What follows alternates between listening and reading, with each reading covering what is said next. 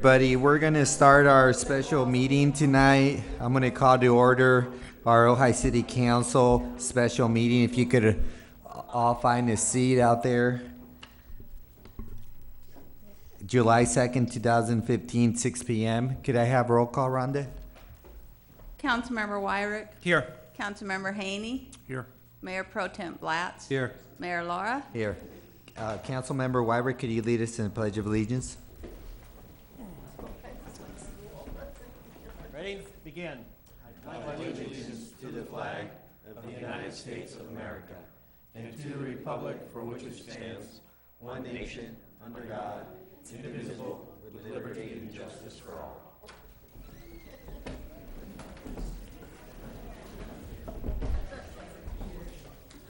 Well, I want to first of all thank all you guys for coming out and joining us tonight. This is a very important issue in our community, and considering it's the 4th of July weekend, holiday weekend, this shows of why it's even more important. And just as opening comments, I just want to reiterate that this is a workshop. We're not making a decision. We're not making there's going to be no final action taken by this council on this issue and what we're going to do. Also, when you come up to the podium, if you could state whether you're in the city limits or outside the city limits. Also, we want to make sure that we do respect everybody that's here.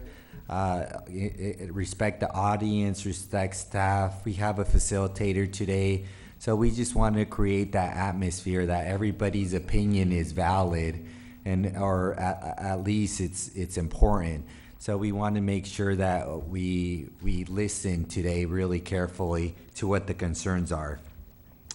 And I wanted to just definitely thank, I wanted to first of all thank the committee that decided to take this on, which was Councilmember Clapp and Councilmember Wyrick for initiating this process and taking it on. I don't think it's, in my short tenure of being on the council, it's the first time that two council members took an issue on. So I do want to thank them. I want to thank staff, and I look forward to a good workshop and I'm hearing from all of you. And with that, I'm going to turn it to Mr. Clark for some brief opening statements. Thank you, Mayor and members of the City Council. What I wanted to do is just introduce the team of experts that we have. This meeting's a little bit different than meetings that we normally have at the City Council where we're making decisions. This is a facilitated meeting where we're trying to draw out everybody's opinions and thoughts. And so we've brought in Steve Alexander, who's standing next to Betsy. He's a very experienced facilitator, and he'll be leading us through the process. We also have several people who are going to provide expert information to kind of frame the discussion that we're having. Matt Summers, our interim assistant city attorney, is going to be talking about the legal issues. And Dave Perucci of Lisa Wise Consulting and Lisa Wise are here to talk about planning and economic issues. So that's our team. Do we have a mic on? Okay. So I'm going to talk a little bit about our process for tonight. And if you can't hear me at the back, excuse me, just raise your hand. We're okay? Good. And so there are a couple of things. There are speaker slips. If you could hold the green slip you have up in your hand. Yeah, right there. I knew you needed help with that. Just hold it up. Make sure you fill out a speaker slip like that if you want to speak.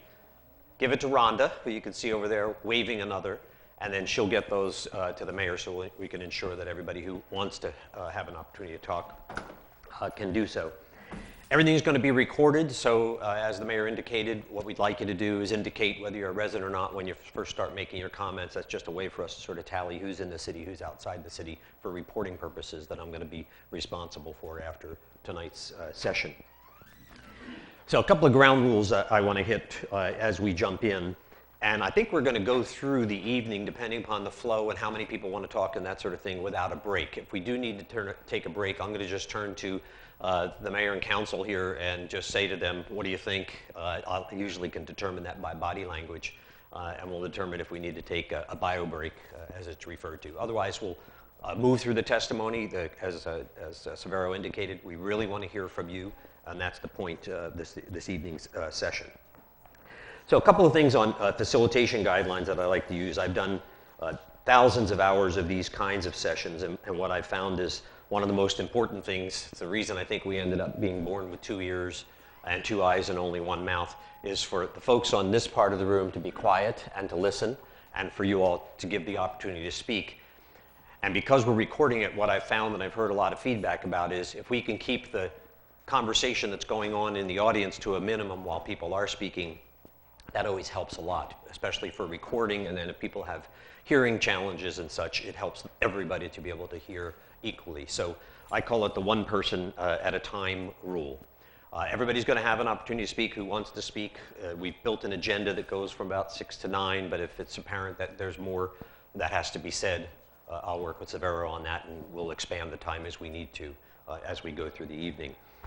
One other thing that I find is really important in this is what I call the right-wrong paradigm. So let's say you really believe strongly about this issue and you're just the opposite in your belief. What I call the right-wrong paradigm is oftentimes people think, there's an either or, there's a this way or that way. But my life is spent around mediating and consensus building and collaborative problem solving.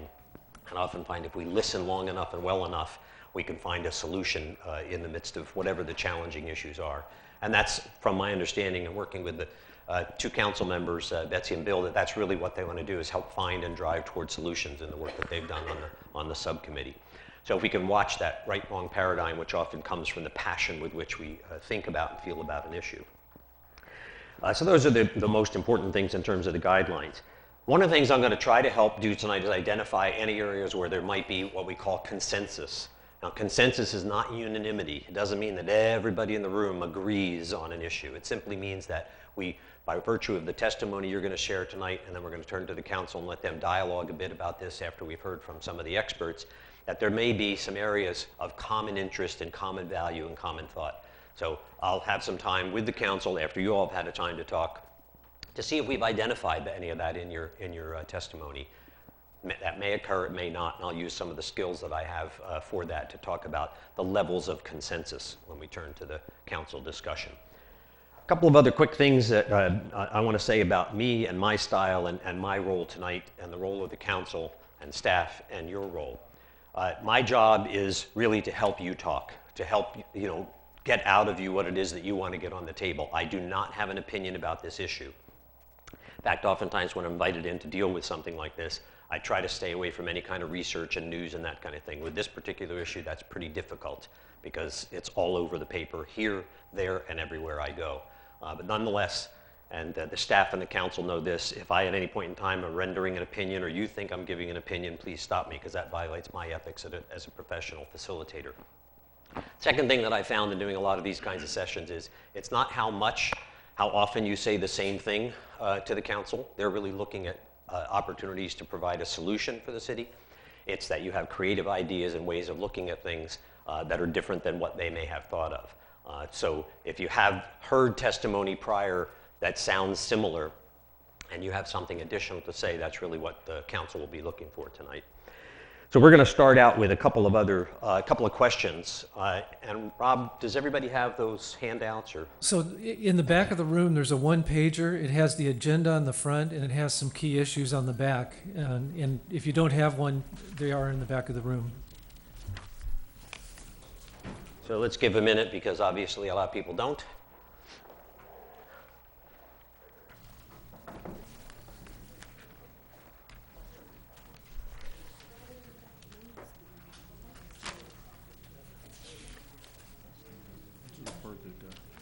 This is the part I don't grasp, is we're a community of 7,500. Mm-hmm. And there's less than 70 end users, less than 10%. So what we're looking for is input around those questions. The first 2 questions I'm going to just do out loud with you, and I'm going to have you raise your hands and try to get some sense of the first 2 questions, answers to the first 2 questions from you as a whole. And then once we have you up and testifying, we'd like you to, if you can, address those last 3 questions that are there. And this will give you an opportunity while you're listening to the folks presenting the economic information, the staff report, and the legal information to do some thinking around that if you haven't done that already. A couple of other quick things. If you need to take a break yourself through those double doors in the back, the restrooms are right outside, right around the corner. I believe there's some refreshments in the back too, so that we'll do this fairly informally, and feel free to indulge as we go through the evening. So Vero, any other questions from your part or your perspective? No, I just, I'm seeing that the speakers cards are growing and growing. I have a tendency to not limit your 3 minute. I am tonight, so I just want to make sure that I wanted this workshop to be flowing, and I want to hear your concerns, but I am going to be keeping the 3 minute rule enforced strictly. So just so you know. Thank you. And if you have cell phones or anything like that that makes noise, if you could turn those off. We find oftentimes they're really disruptive when speaker's about to give the most brilliant comment they can, and somebody's cell phone goes off and we have to stop. So if you could do that, that would be great. Rob, do you want to turn? I'll turn back to you, and you could decide which order that you want the staff report and the experts to Thank you. testify. Yes, I do. So I thought I'd start just by going through about a half dozen pretty common questions that we've been getting about this issue. And then I'll turn it over to Matt to summarize the legal issues and Dave to go through the planning and economic issues. So one of the questions is, what is a transient rental? And for purposes of our municipal code, a transient rental is a rental of all or a portion of a property for occupancy for a period of 30 days or less. So if you're renting for more than 30 days, that's not transient. And then another question is home sharing considered to be transient rental? And the answer is yes. And I know a lot of people rent a room within their home, not just the whole home, but that's also considered to be transient by our definition. A third question is, are there different rules in the city and the unincorporated area? And the answer to that is yes. The city council is in a position to set the rules for the city limits, which are shown in the map on the wall underneath the clock there. But the rules for the rest of the valley and the area around are set by the Board of Supervisors, because that's an unincorporated area. So what this council will ultimately be addressing is what should happen just within the corporate boundaries of the city of Ojai. Another question is, are transient rentals currently permitted in residential zones? And the answer to that is generally no. We did have a provision in our code whereby a property owner could seek a conditional use permit to legalize a transient rental, but there was only one case of someone taking advantage of that, and now we have a moratorium while we go through this study process. So currently, transient rentals are not permitted in residential zones. Another question is, what happens when you engage in a transient rental? And there has been some discussion at the city council level about enforcement of the current rules. And at this point in time, we're holding off on enforcement while we have this discussion. But at some point in time, that's something that'll be on the council's to-do list. And then another question is, how many transient rentals are currently within the city limits? And the answer to that is we don't know. I did have one of my staff members go through the VRBO and the Airbnb websites, and we came up with about 7 situations where people were renting, advertising for rent, rooms within their home in a home sharing type of situation, and 46 whole homes that were being advertised for rent. But we don't think that's the total of what's out there. There may be more. So that kind of exhausts the main questions that I've been getting. I'll turn it over to Mr. Summers. Thanks, Rob. What I put in the packet is a kind of overview of a range of options that the city council has and the city as a whole has to regulate transient rentals. And that range of options I presented as a summary of 7 cities that currently are similar to some extent to Ojai and regulate these in a range of options. And that range is, so I'll just give a quick overview of that range. Malibu is a minimal regulation. All they require is a registration with the tax collector and payment of the TOT. That's it. Next up is Palm Springs, where it's a little bit more, and there the balance is between permitting a fair amount of vacation rentals given the tourist economy there, while still allowing neighborhood livability concerns to be met. In Palm Springs, there's a registration requirement, pay TOT, but there's no planning permit required. It's not a land use permit. There's no discretionary element. And you have to meet performance standards that govern the use of the rental. And there's a city-run neighborhood complaint hotline that any neighbor has a problem, they can call that hotline and a property owner has to give the city a number that can be reached, a person within 30 minutes who's in the city or within 45 minutes of the city to be able to reach and fix the issue. Next up is San Francisco, a little bit different of a vein, not much in the way of performance standards, but they do require that it be a part-time resident. They prohibit absentee owners renting out their place on a permanent basis, although they've had limited success in enforcing that rule. And then they also require registration and a TOT payment, but no, a TOT is transient occupancy tax, but no discretionary land use permit.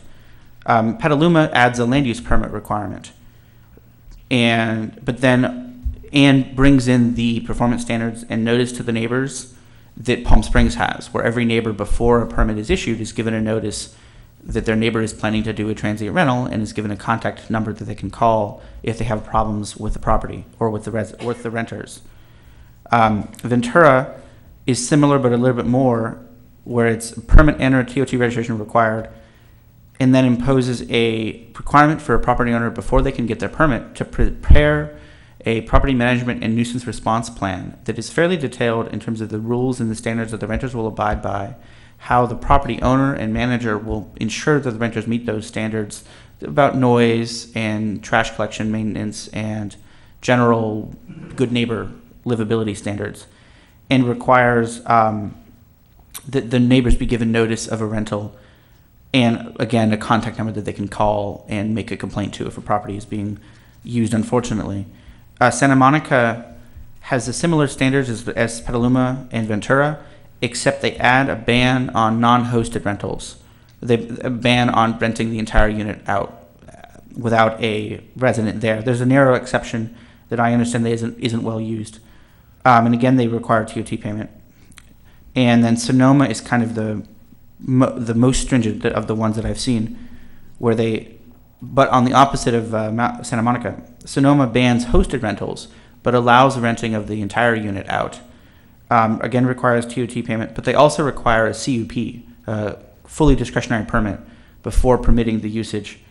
And they recently considered but rejected a much more stringent ordinance that would have imposed a series of very detailed performance standards and would have required a very limited number of days per year of rental.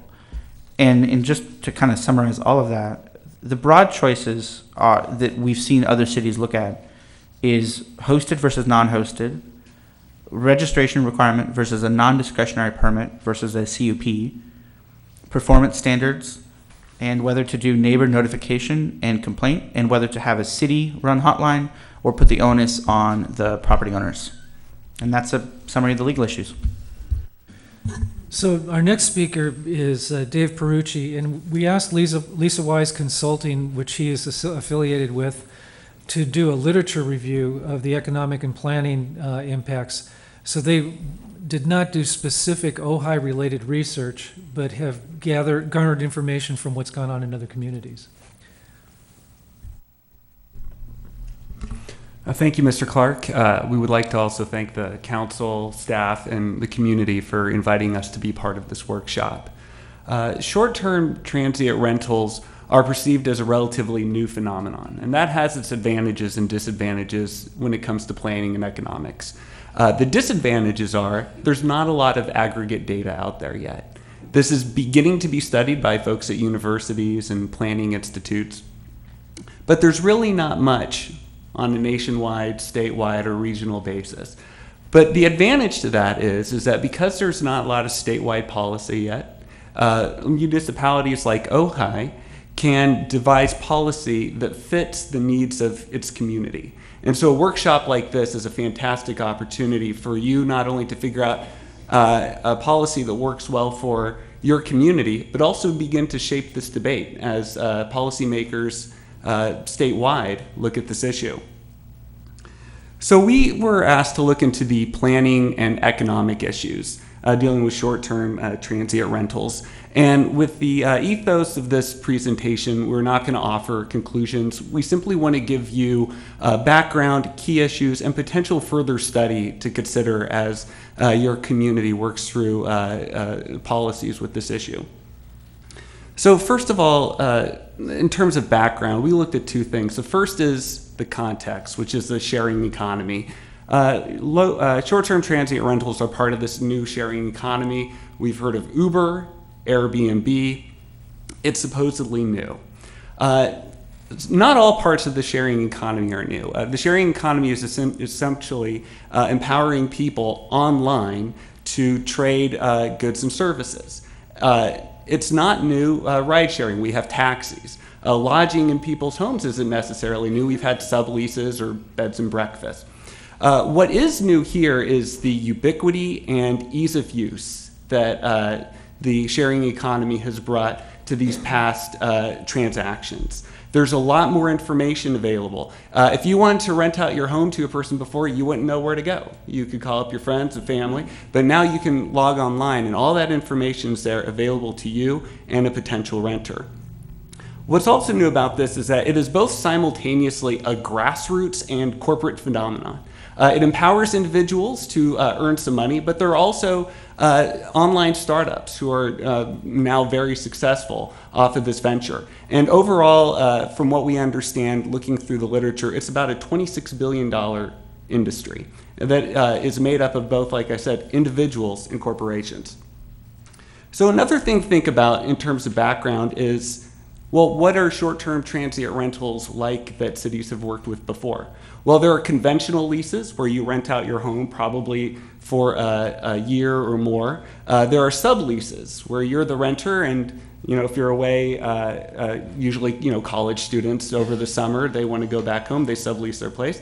That's not a new phenomenon. Vacation rentals, there's been some grappling in the courts as to whether or not they're regulated, and the courts have said, yes, it's fine to regulate.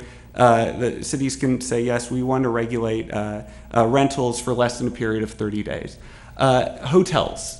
We see hotels are typically part of the commercial sector of land use, not necessarily the residential. Another similar use would be home occupations. There are people who work out of their home, essentially using their residence to earn profit. What's different there with short-term transient rentals is that the turnover. Under short-term transient rentals, you have one or more people coming in and out. Home occupation, they're still profiting off of activity in their home, but you know who's there. So that's some of the background to think about, the sharing economy context, and also thinking about how it's similar and dissimilar to other uses that are currently regulated by your city and you might be familiar with. So some key issues that we identified and that we believe the city would want to consider. We looked at 6 of these. The first one is zoning. And there are 2 sides of this, the intent of your zoning code and the enforcement of the zoning code. When you look at the intent of the zoning code, there are typically 2 parts to it, the use and the form. Well, in terms of the form and shape of your city, short-term transient rentals might not have that much effect because it's not altering the fronts of buildings. But there is some difference in terms of use. It may be, if you want lodging in your city, typically that's zoned for in a more commercial area, but now we're talking about allowing for it more in a residential setting.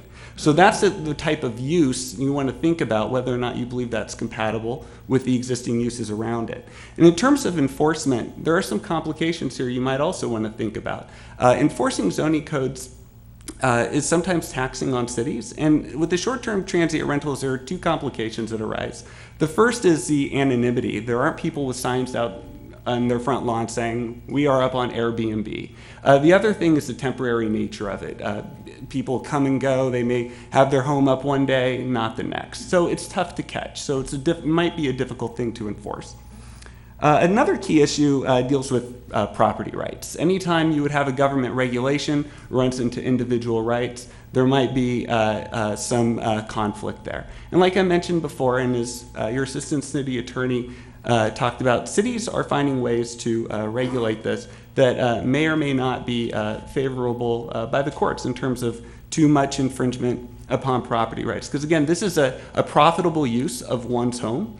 And so that's something else to think about as you discuss this issue as a community.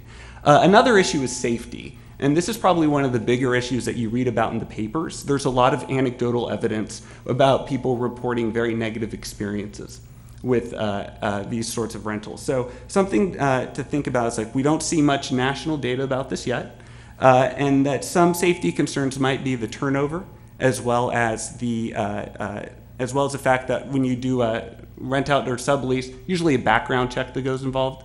There's not necessarily that same sort of financial or security background check with short-term rentals. Another issue, of course, neighborhood character.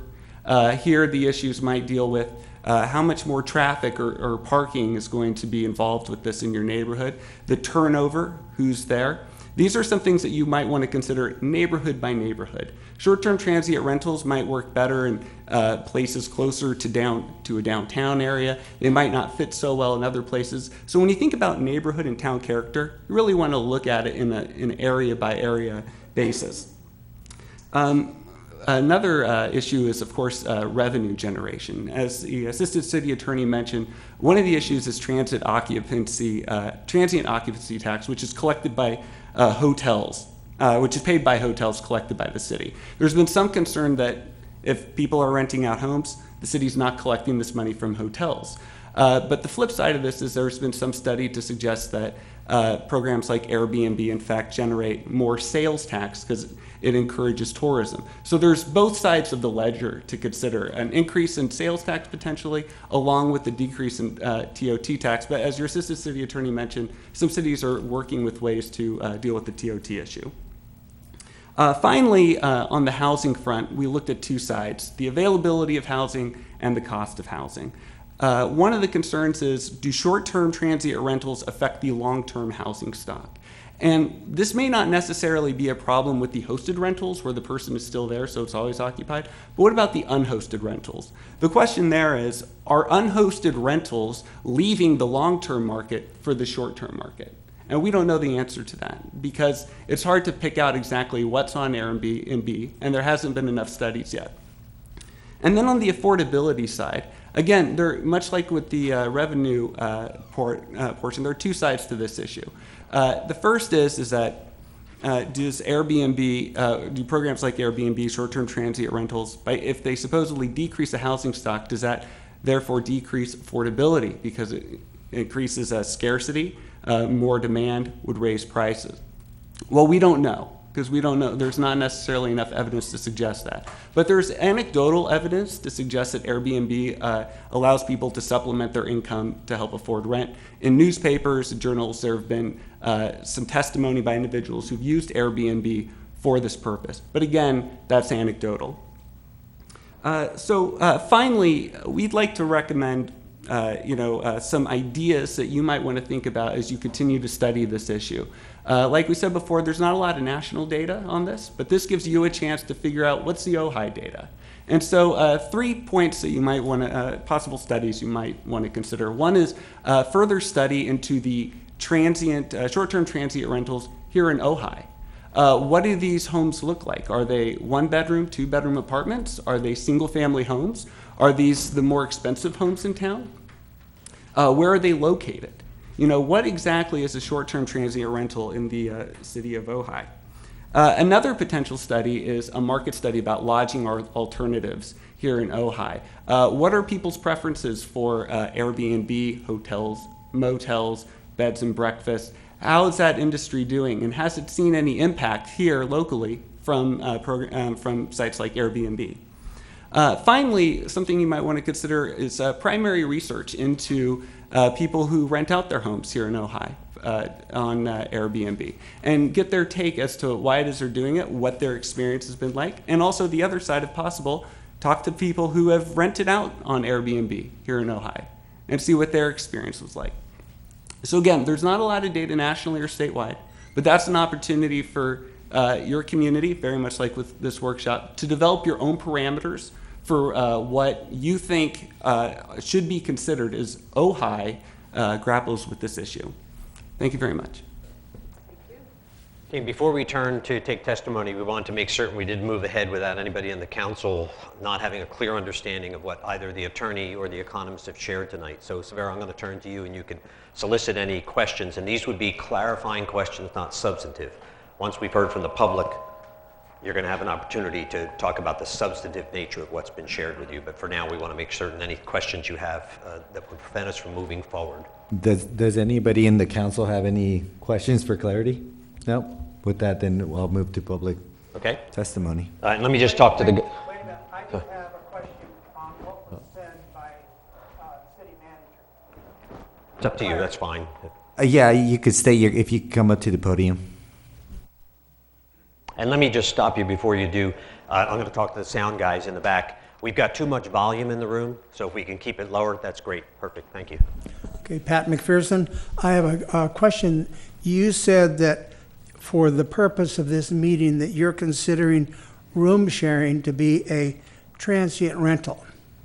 And I went to the city clerk before this meeting a month ago and asked her about that. She said no. She said it's legal in the city. So I don't understand why we're putting room sharing, which has been going on for 40 years, where people rent on a month-to-month basis, why we're considering it to be an overnight rental issue. It makes no sense. Yeah, And it's- Mr. Summers, or Thank you, Mr. Mayor. Mr. McPherson, at the moment, that is defined as a transient rental under the city's code because it's less than 30 days. The So code you're draws. saying that the city Hold clerk on, told hold me on, hold wrong? on. Let me time you out. Hold on, because we got to let people finish. So, Have the email. hold on. Rhonda, I need your help. Okay. Okay. Matt, go ahead. Thank you.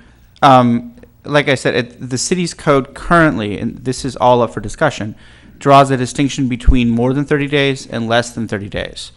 It doesn't draw any distinctions within the less than 30-day realm between room sharing or hosted or non-hosted. It requires a permit for all of those, anything under 30 days at present. Correct. So if a room rental has basically a 30-day rental period, it is not under this, which most room rentals are not. Correct. Night to night. So in all practical purposes, transient, it's not under this. It all most of them depends are on the month to number month. of days of the rental. I don't want to. Most of them are month to month. Okay. Yeah. As long as we got a clarification, if it's month to month, it's not under this. Thank you for that. Thank you. Mr. Mayor? yeah, Mayor Pro Tem Blatz. Mr. McPherson, it doesn't make any difference whether it's a house share, room share, single-family dwelling. It doesn't make any difference if it's month to month, it's not covered. So, it's not under this. It's only if it's less than a month. Okay. Any other clarifying questions? Anybody else from the public? No. Mr. Beam, a clarification question? I had some comments I wanted to offer, having done some work. Are on you this. going to be commenting or asking a clarification question? Because right now we're just going to take some clarifying questions from the public Okay. to staff. My clarification question is basically why, just by way of modeling, you didn't take advantage of the analyses that LA did in March of this year? Because frankly, that review of issue areas, of the neighborhood issue areas, is far broader, and I think anticipates virtually every question you might have. Well, those are more, I'm going to just be taking questions directly Okay. to the staff report. So, but you can make those comments when we go to. I'd like to do that as well. Okay, Thank you. great, thanks. And Dave, you'll be able to answer that in the course of the council dialogue, right? I just want to cue that up for you. Okay? Okay, great. Okay, so then we're ready to turn to public comment. Okay, yes, Judy Murphy? And let me just remind folks, if you've come in late and you do not have, Rhonda, can you hold up one of the green slips to show them? If you do not have one of these green slips filled out, please fill it out and bring it up to Rhonda, the city clerk, and she'll get it to the mayor. We'll be calling people in the order in which they're submitted. Again, you're going to be limited to 3 minutes. And state if you're a resident or not, if you could, before you start. Good evening. I'm Judy Murphy, and I am a resident. I think that the advantages of home sharing are becoming more obvious to me. They're going to increase our tourist business, and they're going to take care of the shortages that we experience during festivals.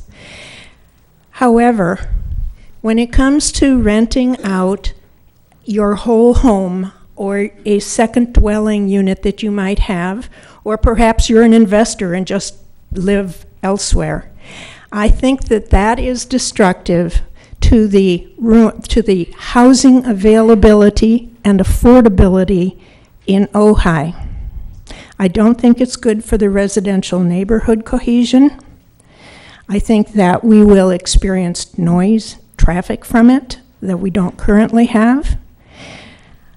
I don't personally want a business next door to me. I don't think that these people who are coming in are going to support the businesses in town, other than restaurants, or maybe a few stores downtown. But in terms of putting kids into our schools or benefiting the local shops, the veterinarians, the medical community, the piano teachers, they don't do that. They're not long-term renters, and that is what I think Ojai needs. So I don't want to see our housing stock depleted and turned into vacation rentals. Thank you. Bobby Corbin. Bobby Corbin. And if you could please state if you're a resident or not. I'm Bobby Corbin, and I am a resident. I'm also a business owner in Ojai. I live on Daly Road. Over the last few years, there are at least 3 homes that I know of who have had this type of rental going on in them. And there have been different reasons why people have done it. The people who've rented these houses have been lovely. They have little kids playing outside. They walk on the streets. They use the shops in town. It helps people maintain their houses. I think that it can be a very good thing. I think that occasionally maybe there's some issues that come up. I think it's important that we address the issues and we don't just try and throw the whole concept out, and that we find solutions for problems that may come up. I also think it's important that the city not make this process so overly complicated for anybody who wants to do this. Tara Jeffrey. I'm gonna pass. Natasha Katzen. Hello, ladies and gentlemen of the council, and hi, everybody. And that's Natasha Katsikaris. No one can say it. Don't feel bad. So I would like to, having been at the council meeting and been following this, I would like to say that it's very important to make a distinction between hosted home shares versus non-hosted vacation rentals. And I think we kind of have a consensus on that from following this. I think Pro Tem Mayor Blatt summed it up really well at the last council meeting, that there are different degrees. There are people who are occasionally renting out a room in their home. Oh, by the way, I live within Ojai city limits. And just a quick aside to the folks, everybody out there who's worried about the short-term rentals, I want to say, because we rent out one room in our home, we actually help with affordable rentals in Ojai, because the flexibility of participating in Airbnb has allowed us to keep our guest room available. So when we had a friend in need who was getting booted out of her house that was being sold like really quickly, we were able to open up our home as an affordable short-term rental for her. And we love that flexibility to help out a friend or another Ojai native, or go to Airbnb when we want to. So I believe the home shares are very, very important for helping affordable housing in Ojai in a grassroots community way of friends helping friends. And then we also like to make some bucks on Airbnb from time to time. I believe it's very important that whatever regulations are created, they understand that there are differences, and these differences are a hosted rental who's renting out, I'm just going to pick an arbitrary number, but say less than 30% of their total square footage, like they're renting out their spare bedroom.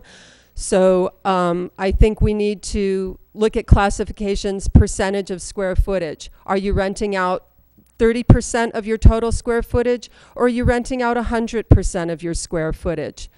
Are you an Ojai resident full-time? Are you an absentee landlord? very big differences. And then the third is income brackets. Are you earning $1,000 a year from this? Or are you earning $15,000 a year? I think we need to make this easy for the grassroots little guy, which was the original the C2C, consumer to consumer grassroots movement, and this new economy was originally made for grassroots people to not have huge barriers to participation. So I think we need to look at square footage percentages and income, the total income, as a way of making different categories that are appropriate. I'm at time. Thank you very much. Thank you. Lisa Bornice? Or Bornese? And maybe just to help with the process too, if you could announce the next two names each Okay, time. and next up is Sheila Clough, and then Linda Stice. Hi. And Thank if you. My you're a name is resident. Lisa Brennis, and I'm a resident and voter in the city of Ojai. I would just like to speak to you today. First of all, thank you for meeting in the Boyd Center, where this is the first time I've been able to have a chair at a city council meeting in months. So thank you for this. This is great. I just want to speak to you today briefly about how important I think it is that you stay close to the established planning law and zoning law that's already been established in the city of Ojai. Law and zoning regulations that were paid for by endless Tuesday and Wednesday nights of our ancestors. Thousands of Tuesday and Wednesday nights to figure out the zoning that we have now. That's your legacy as the council, as the city council, as the interim city attorney. You know, it's not a playground. There's existing law, and there's a good reason in a small town to be deliberative, and I appreciate the deliberateness that you are using to address this issue. But in a small town, the law is your best friend. As a council, as a planning department that has to make decisions, they are always end up being personal because it's such a small place. And so the law has proven over and over again to be a great equalizer. So it's not personal, you just say, well, I'm sorry, those are the regulations. When we wander off from that, I think it can create a lot of unfortunate situations and hard feelings and a lot of uncertainty. So that's all I really want to say. I have my own opinion about short-term vacation rentals, but I speak to you today about the value of the law. Thank you. Sheila Clough,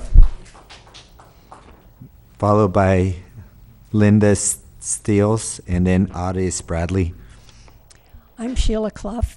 I'm not a resident. I live on Running Ridge, that was probably 3 blocks out of the city, so we're Ventura County. I own the Oaks at Ojai with my husband Don Clough, and I'm concerned about the fact that vacation rentals do not pay the TOT, transient occupancy tax. And I'm very happy to, within the guidelines mentioned by the previous speaker, to go along with vacation rentals, providing you as a city council insist on a fee and a registration and insist that the vacation rentals pay the same tax that I pay. Thank you. Linda Stice,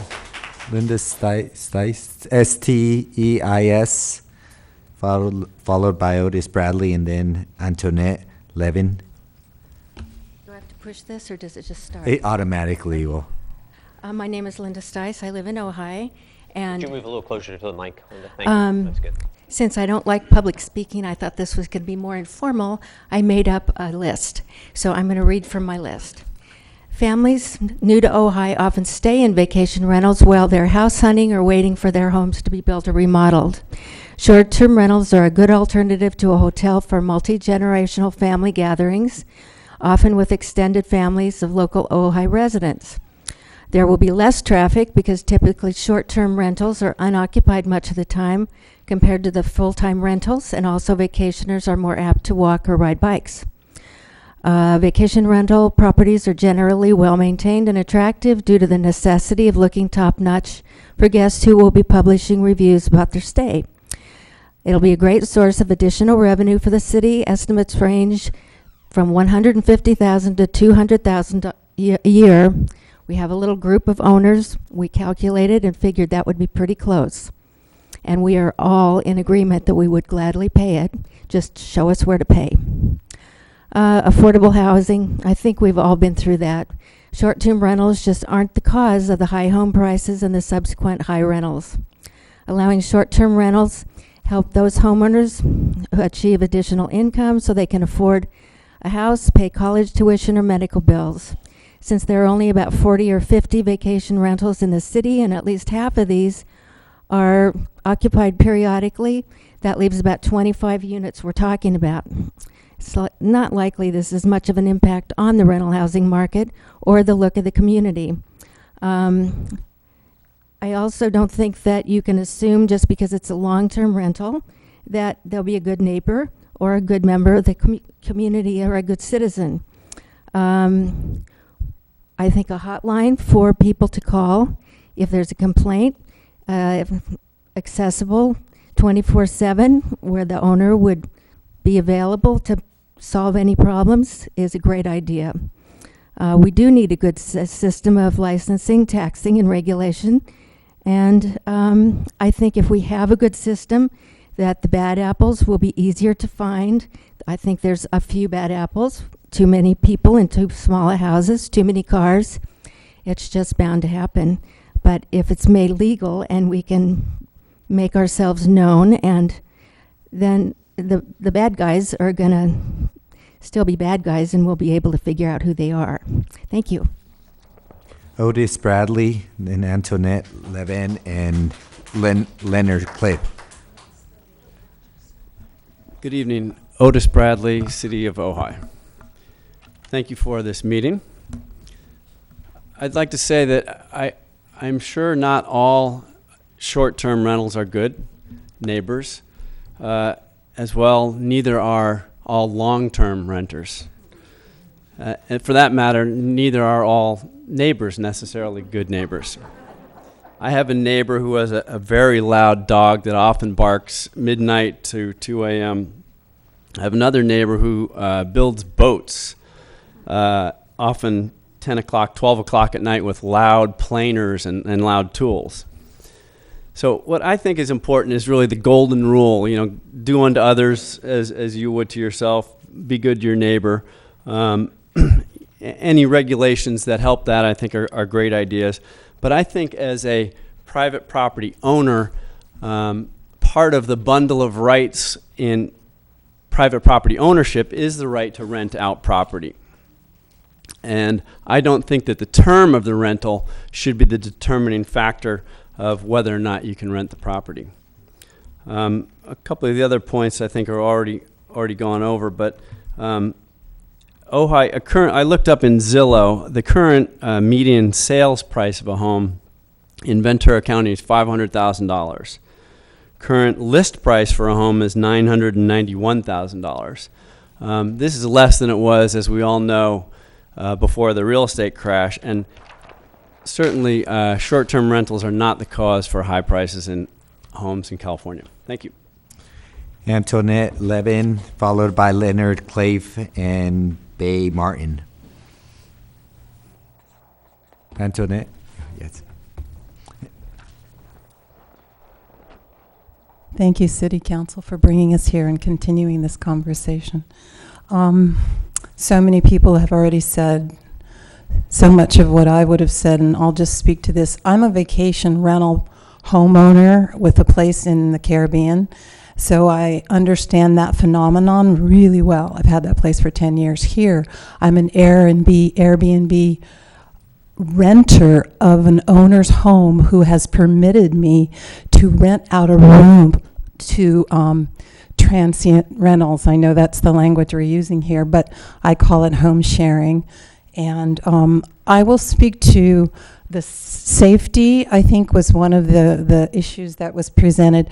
I want to speak to the Airbnb platform requires all hosts to sign a binding agreement that states that they will follow the regulations of the jurisdiction that their rental and their listing is in. I'm going to suggest that, as well as around safety, we know who we're letting in our homes. Why? Because they have to be verified through the Airbnb platform.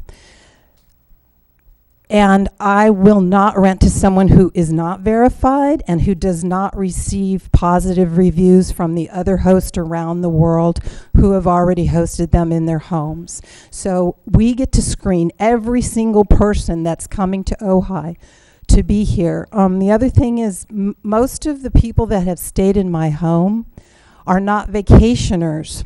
They're here for the Hendricks Institute. They're here for Byron Katie's workshops. I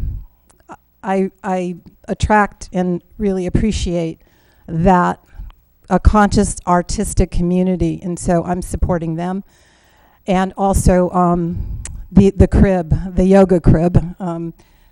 Let's see, the other thing I thought maybe that Airbnb could be utilized, like engage them in this process of identifying Airbnb host and letting them require that we show proof that we have a business permit, that we have, that we are paying our taxes, we are the TOT, and we have to do federal taxes through them already. So they're already regulating the federal taxes. So I feel that they should assist in the identification of Airbnb host, and let's engage them in the conversation.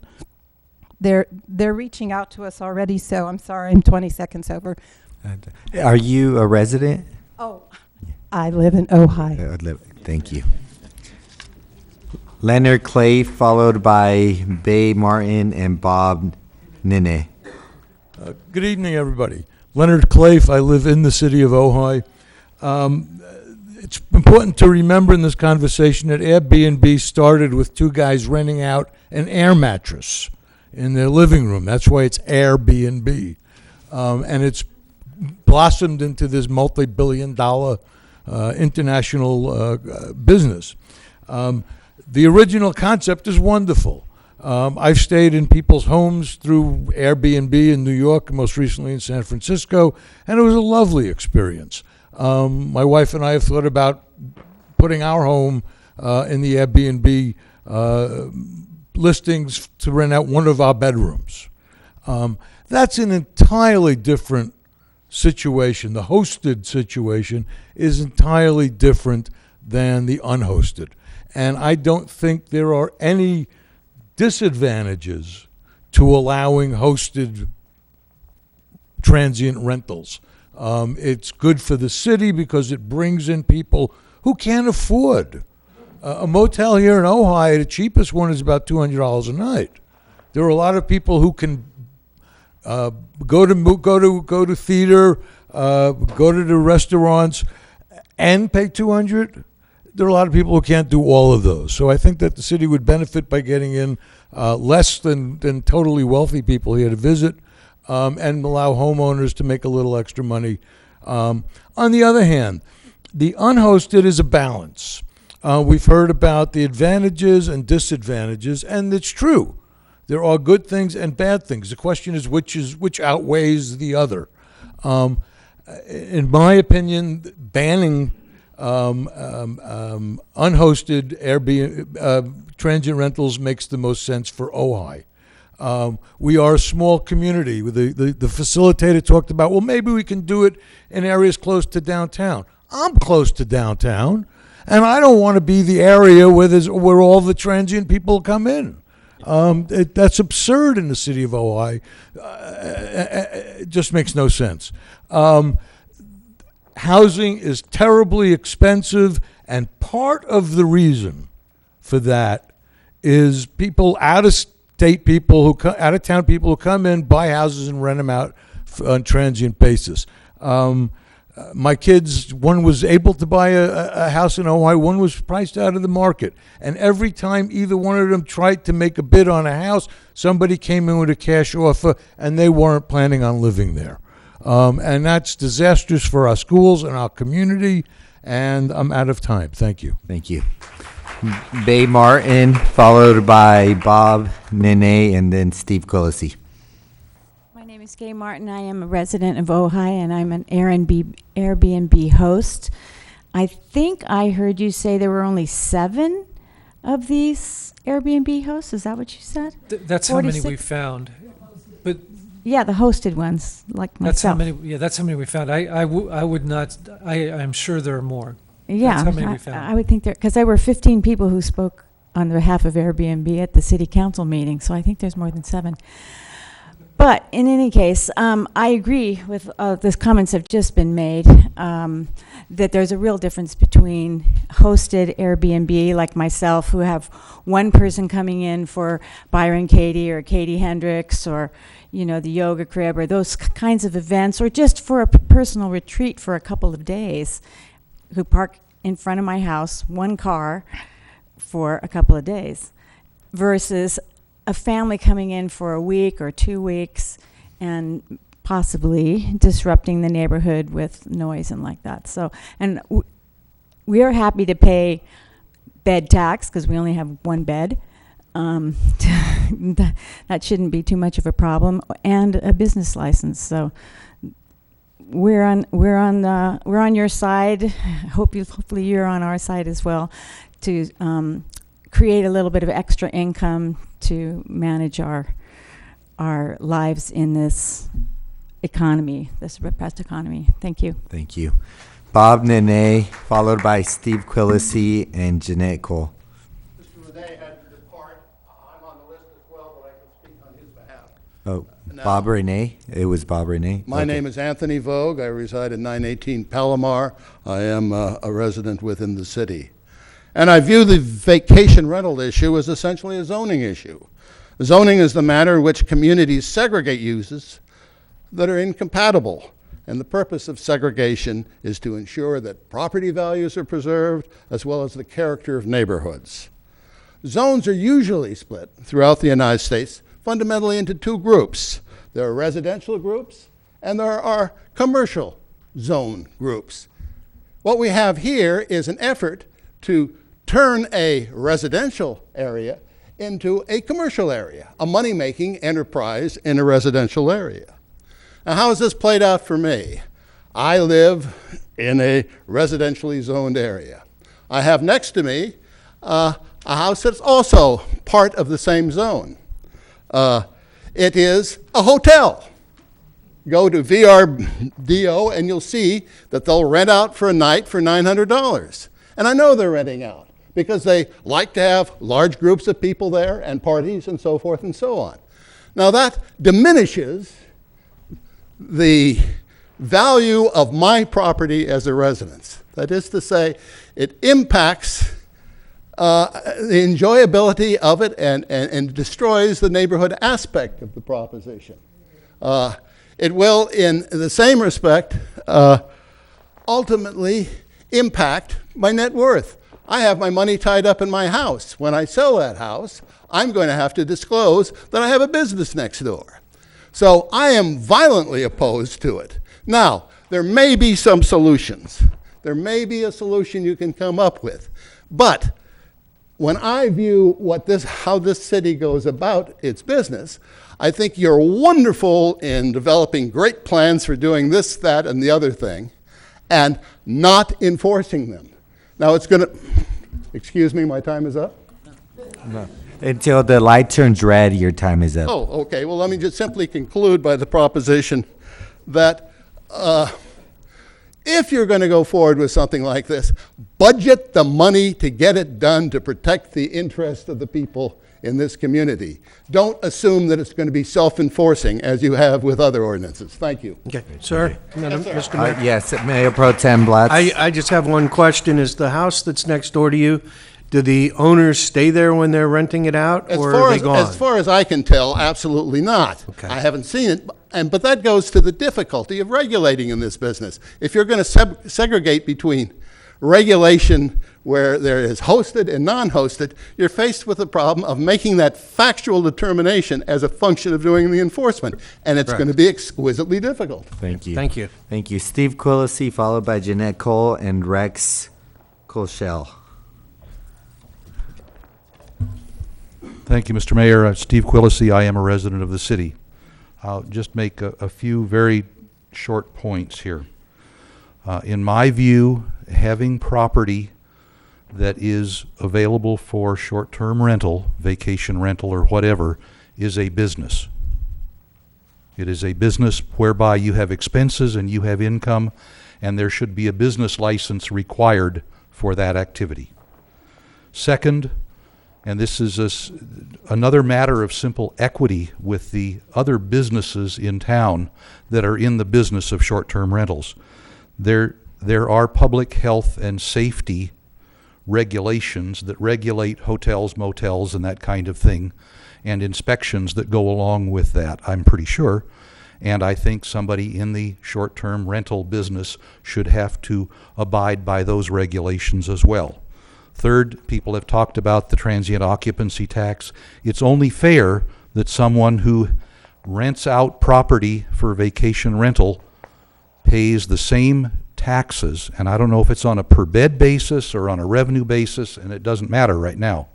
But we should all live by the same set of rules if we're in the same business. So I think transient occupancy tax should be paid by people that are in the vacation rental business. Councilman Wyrick brought up the downside at the last council meeting in talking about water, and we're stuck with water restrictions right now because we have so much transient population here in the city. So we have a lot of water usage and other stuff that does not result from what you might expect to be a city of 7,500 people. It's a lot bigger than that, and so we have to reduce our water a lot, but there's nothing we can do about that. It's too late to have any effect on those regulations. I have a transient rental in my neighborhood, doesn't bother me, and I'm perfectly happy to have my neighbors get a little extra income from that, so long as they abide by the rules that I think they ought to abide by, which is what everybody else has to abide by or should. Finally, I think you might consider a situation here akin to the second unit compliance thing, where maybe we talk about, I don't necessarily want to call it an amnesty program, but talk about existing vacation rental properties versus new vacation rental properties. If you want to tell people in the city that they cannot build or convert any property to make it into a vacation rental if it isn't one already, that's one thing. And if it's already an existing vacation rental, then maybe there should be a slightly different set of rules for that. Finally, the old KISS principle, keep it simple. Make the permitting, make the use, all of that, make it simple and clear. Thank you, sir. Thank you. Jeanette Cole, followed by Rex Colshell and Laura Woods. I prepared statements or comments very similar to Mr. Dave, but I would like to touch on them again. My first concern is with zoning. I recently attended the neighborhood planning meeting and am concerned that the main focus was zoning changes. I have lived in an R1 zone in Ojai for 32 years and am unhappy with the possibility of being rezoned village mixed use. R1 zoning is intended to provide a quiet living environment for single-family homes free from commercial and industrial activities. We want people in our neighborhoods to be a part of our community. Short-term rentals are an assault on our zoning laws and negatively impact the integrity of our neighborhoods. Number two, we have no idea how many long-term tenants have been displaced with landlords turning to short-term rentals, but we do know we have limited affordable housing and an increase in minimum wage jobs. To those who say they can't afford to live here without their short-term rental, what were you doing before Airbnb? To paraphrase Donnie Nair, word traveler and community activist, Ojai is a resort town, ideally located near the beach, mountains, and Los Angeles. For $250,000, you can buy a studio condo. For the same amount, you can get a 4-bedroom house with a 3-car garage and a pool in Bakersfield. It is grossly unfair to ask family homeowners to sacrifice the integrity of their R1 neighborhood in order to supply supplemental income for others. 3, short-term renters are neither vested nor vetted. They roll suitcases in and out, park on the street on street sweeper days, don't put trash out, and if they do, they leave the cans out and park in front of mailboxes. And what about code enforcement of these granny flats and converted garages? Are they structurally sound, electrically up to code, have smoke alarms, etc.? Several very satisfied Airbnb users have been quoted as being in favor of some restrictions, particularly if the rental was in their neighborhood. With reasonable regulations and adequate oversight, short-term rentals could be allowed in appropriately zoned areas. Regulations might include minimum night stay, trash, sweeper, and mailbox education, number of occupants, and number of their guests, check-in times, neighborhood quiet times, and requiring the property be owner-occupied would be a plus. City Manager Rob Clark introduced what I feel is a real practical plan of education enforcement. The first step would be to provide a general notice to all residential properties, letting them know what the rules and restrictions are, and that enforcement will begin. He also recommended noticing specific agents who are involved in the renting of transient rental properties, which would include websites like Airbnb, HomeAway, VRBO, and Ojai Escapes. Also included would be agents within our community who are actively involved in helping people with their short-term properties.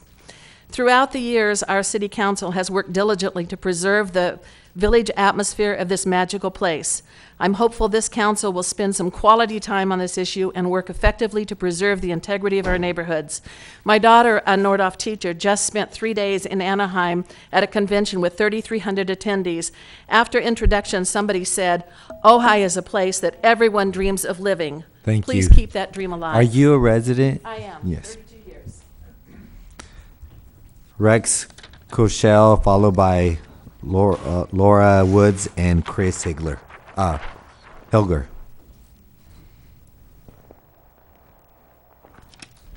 Rex Kochel, I'm a resident of Ojai, the city itself. A couple of things. I thought this was going to be a workshop, and I would call this more a forum.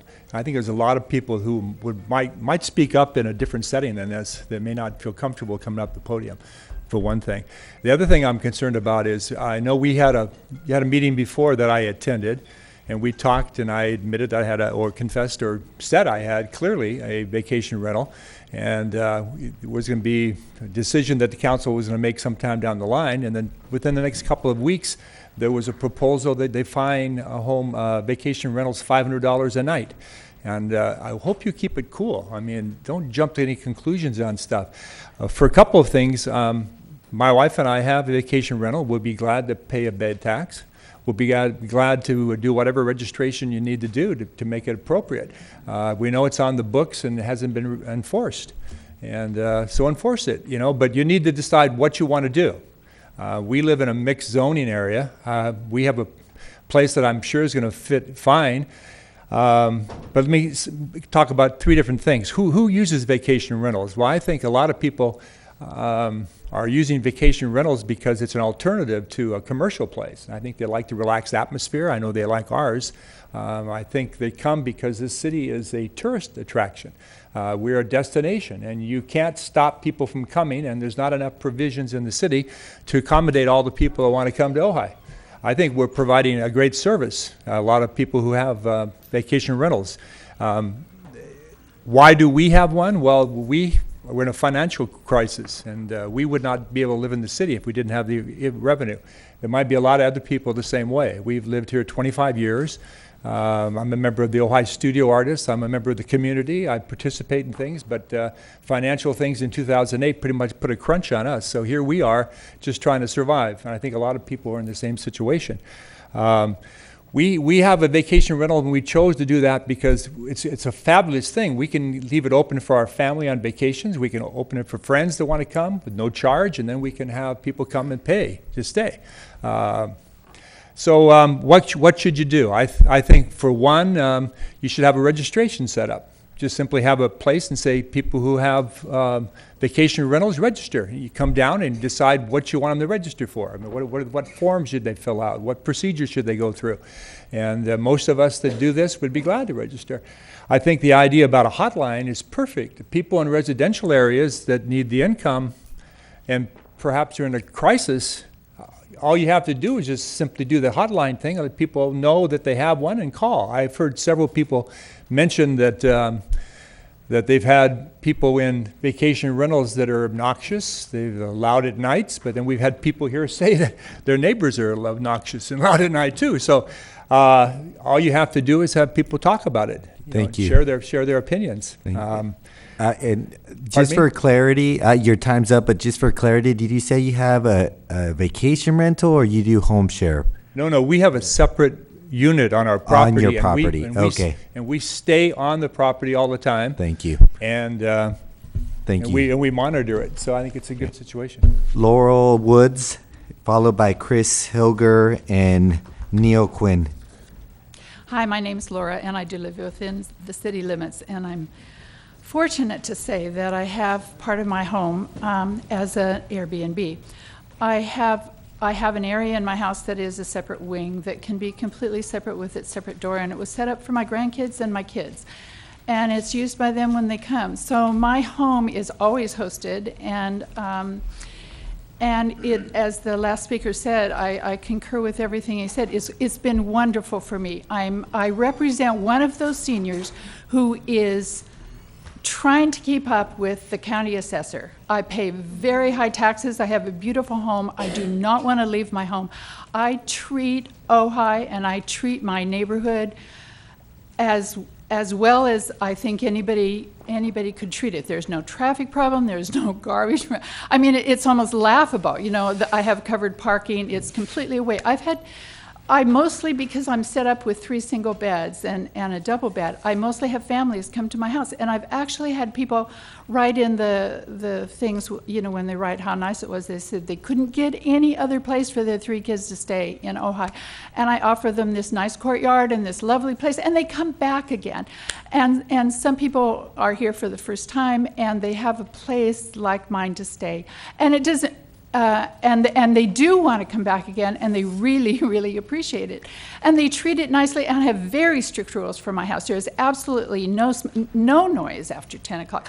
I mean, I live there. I like early to bed and early to rise. I can't tell you how well it has worked out for me, because for the vast majority of people who come to my home, they're lovely. They're like guests. I treat them like guests. They treat my place with respect. And I get to pay my property taxes, which are really keep going up and up and up. I guess that's all I have to say. Thank you. Thank you. Chris Hilger, followed by Neil Quinn and Craig Beam.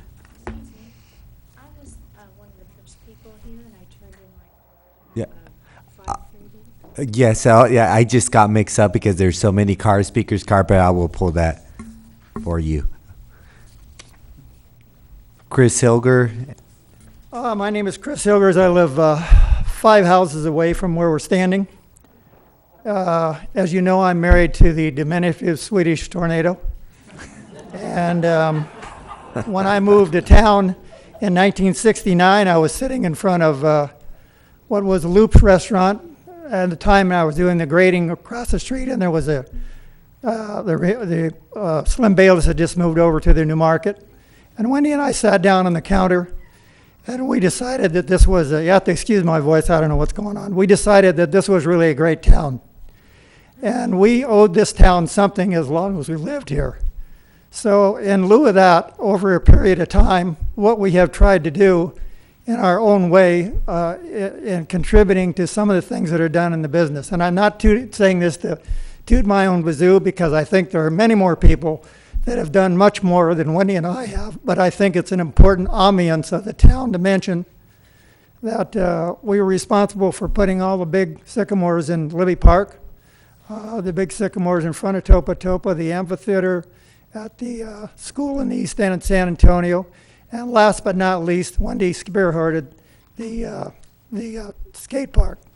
And that was such a project that I must tell you, for at least 3 years, I slept in the garage on a cot because there was so much paperwork in the house. Anyway, what I wanted to mention is about 10 years ago, my brother got a hold of me, and he had a very nice job, which he's retired from, and he flew around on a $30 million or $50 million Grumman Gulfstream all over the world and all over the United States. And he put his hand on my shoulder and he said, you guys live in a really great town. And your town has an ambiance that other places I've gone to has since gone away. And I said, Steve, what are you talking about? And he said, well, I can name the towns: Aspen, Jackson Hole, Sun Valley, all those areas that used to have people who were high income, middle and low. All the middle and low are gone. All the people live out of the towns now, and they can't contribute to what the town has to offer because they're no longer there. So he felt that I think what you have is a philosophical question here of you're going to hollow the town out and you're going to get rid of what everybody wants to in the town. And that's what makes it different, and that's what makes it a great town. And other thing I have to say is that I think that years ago, when I got my notice to show up in the Moto Day building to be drafted at 4 in the morning, and I asked my dad on the draft board, and I said, Pop, you know all these guys on the draft board, and he looked at me and he said, what do you want me to do? He did absolutely nothing, and that was the right thing to do. And what surprises me today, that we have people stand up who are adults, men and women, and they blow by the laws that are already on the books. And I think that they use a specious argument, and I am surprised that they have lost their moral compass so highly that they don't even want to respect the law. So you can put me down for Wendy and I for a hard vote. Thank you.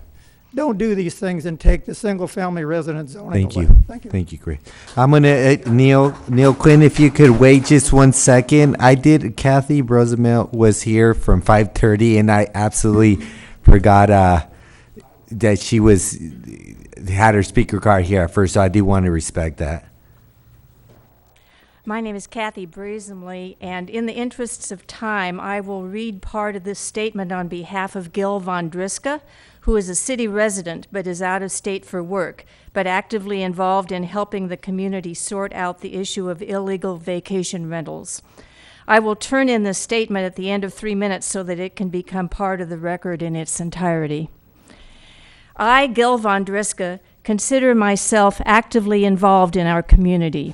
I focus on issues that I deem to be of significant benefit or detriment to Ojai, with the goal of moderation and a common sense result. To that end, I consider the long history of failing to properly enforce the codes and permits applicable to illegal transient rentals to be a detriment to our community from all standpoints, including legal and financial. The city needs to immediately and vigorously start enforcing the current codes with appropriate means for all forms of illegal transient rentals. Past options have failed because so many vacation landlords derive significant financial gain at community expense by not properly licensing their businesses, by having unpermitted and non-code complying structures, by not paying bed tax and/or income tax, and by not properly insuring themselves against damage that could threaten adjacent owners. This issue is all about people making money. It's okay to make money. What is not okay is when it is done outside the rules the rest of us follow and when it imposes undue burden on the rest of us. This is where balance doesn't work. How can anyone balance the interests of those who play by the rules, those who kind of play by the rules, and those who blatantly disregard the rules? At a recent council meeting, I publicly recognized that there are upstanding, intelligent people on both sides of this issue. I feel the same today. That being said, When good and smart people start to stray from the black and white of the law and into the gray, we create a slippery slope. For example, those individuals who are counting on Airbnb insurance for coverage, perhaps already knowing that their own insurance and mortgage terms don't allow transient rentals, please consider this response I received from the Airbnb insurance department. As part of responsible hosting, we advise our guests to comply with any permitting, zoning, safety, and health regulations. Regrettably, we're unable to provide users with legal advice, so you may want to contact a lawyer. That statement tells me that Airbnb assumes you have protected yourself and your neighbors by being properly permitted, zoned, and legally operating. If you aren't, the Airbnb liability insurance upon which you rely is not likely to be there for you. I also contacted my own homeowner's insurance company and was told, in no uncertain terms, that even renting out a room short-term in my own home would void my coverage, as would renting out any portion of my home. Imagine a scenario where a fire starts in a portion of a home that is a vacation rental, spreads throughout the house and to adjacent properties. Think that landlord's insurance is going to cover your loss as neighbor? Don't be so sure. For those neighbors who think it's no problem because their own homeowner's insurance would cover damage, consider calling your insurance company and inquiring about what a claim does to your insurability. Thank you. I'll turn this in. Neil Quinn, followed by Craig Beam and Anthony Vogt. Hello, my name is Neil Quinn, longtime city resident, and it's obviously an issue that people feel, a lot about. And my advice to you is don't get emotional, and if you're going to err, which of course you will, because you're going to make people in the room unhappy no matter what you do, err on the side of caution and minimal intrusion with what goes on in a family and inside a person's home. You know, the old saying is a family's castle, a family's home is their castle. And my Aunt Zelda is coming down. I'm going to spend a week and a half, and she's going to pay me. So I guess I should get a business license, and I should register, maybe get a CUP. And because she brings those chihuahuas, they're obviously a hazard. So the themes that I've heard that I really agree with is that you can't treat an owner-occupied, what we called hosted. The gentleman here that has a place in the back that he rents out. I think a lot of this is simply a solution in search of a problem. We had a gentleman refer to the fact that we have neighbors of all kinds. We have construction going on next door. We have dog issues. We have traffic issues. We have people who leave their trash cans out without any reference to all this. You already have on the books ample laws to deal with all the problems that have been mentioned. You have a noise ordinance. You have traffic parking ordinances. So you really don't need to do anything other than to think about the definition. That's what caused the whole problem. We have a definition that transient rental is anything 30 days or less. Well, that's just wrong. That's an idea that someone who comes into the Ojai Valley to stay here for 2 weeks and wants to enjoy themselves in our town somehow has no vested interest in behaving properly and being part of the community and enjoying the community. So as a practical matter, anything you do other than just repeal the law that's on the books and don't get into the problems with enforcement, it cures the enforcement problems. You have to differentiate between hosted and non-hosted. A hosted should not have to get a business license. It isn't a business when Aunt Zelda comes, or if it's Aunt Zelda's friend that comes, or it's my alumni from my old college that wants to come down, or it's someone I met on Craigslist. Thank you, Neil. Thank Are you a resident? Yes, I am. Yes. Craig Beam. Mr. Mayor, members of the City Council, my neighbor, Tara Jeffrey, ceded her time to me. I appreciate that.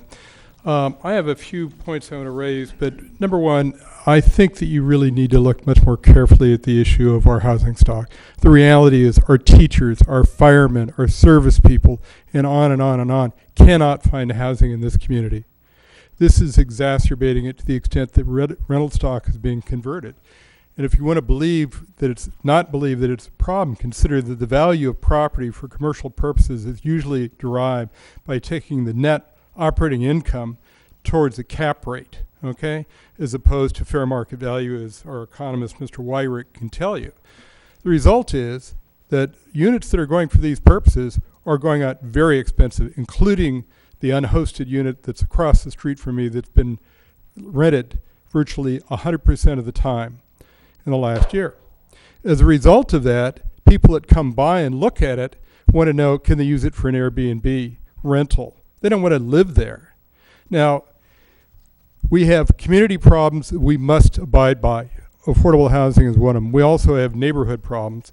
I live in a lovely neighborhood. I'm a villager by choice. I could live anywhere I want in this valley. I live next to the village because I like to walk the village. Our village, our area in the village has the following characteristics. We have relationships and affinity between the people that live there, like my neighbor. We look after one another. We would be there if we had earthquakes. We would be there if we'd have fires. We know our community police who's come by and visited and talked to us. We have, social relationships and family relationships. Transient neighbors may be great people, but they have no affinity to our neighborhood at all. They also don't understand the neighborhood. Our neighborhood, for one, has physically and mentally challenged children and adults that routinely walk down the middle of our street. Why? We don't have sidewalks. And they walk down to the park a block from my house, which is West Oak and Blanche, during the day. And so we see these poor people walking down the middle of the street. Do I think that somebody that is new to the area even knows that? No, of course not. We've had situations where the owner of this unit is doing yard work at 11 o'clock at night. They don't live there anymore. They've moved out of the community. Problem is that their next door neighbors also have a 1-year-old son. This is a commercial activity. It's clearly in violation of city law. And to allow it to go forward is to turn one's back on the nature of our neighborhoods. Why am I sensitive to the issue? I grew up in Laguna Beach. My family settled in Laguna Beach before there were even cars in Laguna Beach in 1900. The last member of my family who owns a house there is said, enough. And is literally after 15 years moving out of the community because it has become nothing but a commercial place for tourism. That is the risk that we have in Ojai. And we have the risk of basically throwing away the people that live here that we want to live here, including, as I say, our service workers and what have you. Now, may I have Ms. Jeffers' time as well? I missed that. Okay. Another 3 minutes. My suggestion, the overall, is that in reading this staff report, I think you're missing a good opportunity. The opportunity is that from an analytical standpoint of the issues, putting aside neighborhood character, the report that LA looked at in March of this year is extremely good, and it covers a number of variables that you really ought to look at and use as a model in further discussion. 1. 2, talking about, no, we're not LA, but we have some of the same problems LA have. 2, as a practical matter, you really need to give some thought to the nature of the neighborhoods involved. You just have to. I mean, it's a very practical situation, or you're going to erode the quality of those neighborhoods. And I live in a neighborhood that I love, yet is walking distance. It's 5 blocks from City Hall. I can come down and harass you routinely. But I would use this as a model. And finally, the analysis of legal remedies doesn't work. The reason it doesn't work is, having drafted ordinances, if you're going to establish a policy and you're going to establish laws to implement the policy, the first thing you have to talk about is What is the intended use of the laws? Here we have a whole series of ordinances from cities, whatever, and I defy you to match what those particular ordinances do in terms of achieving particular goals. So that's going to be no solace until you can establish the particular goals you have. And perhaps this list of issues will establish some of those goals. But by itself, it doesn't mean anything. I mean, I read those and said, great, I don't have a clue what their problems were or whether these ordinances do any good. And I've done this for a living. So those are my thoughts. My closing thoughts, and I'd like to pass this to our city clerk to pass around, is the executive summary from the LA study. It may or may not be a risk that we face, but it's something that is sobering. It says, by incentivizing the large-scale conversion of residential units into tourist accommodations, Airbnb forces neighborhoods and cities to bear the cost of its business model. Residents must adopt to a tighter housing market, increase tourist traffic, alter neighborhood characters while introducing new safety risks. That is the conclusion of this very, very thoroughly researched and considered study. That is the risk we have, and that's a very serious risk for those of us who love this town. Thank you. Anthony Vogt, followed by Pat McPherson and Barry Betluck. Anthony?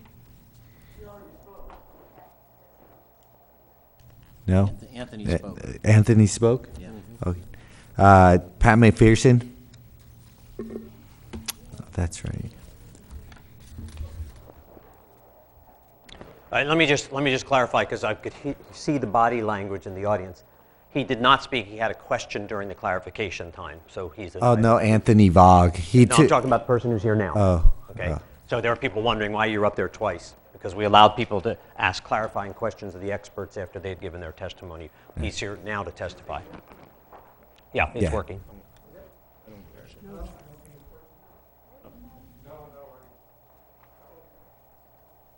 Our staff is coming out. He's coming.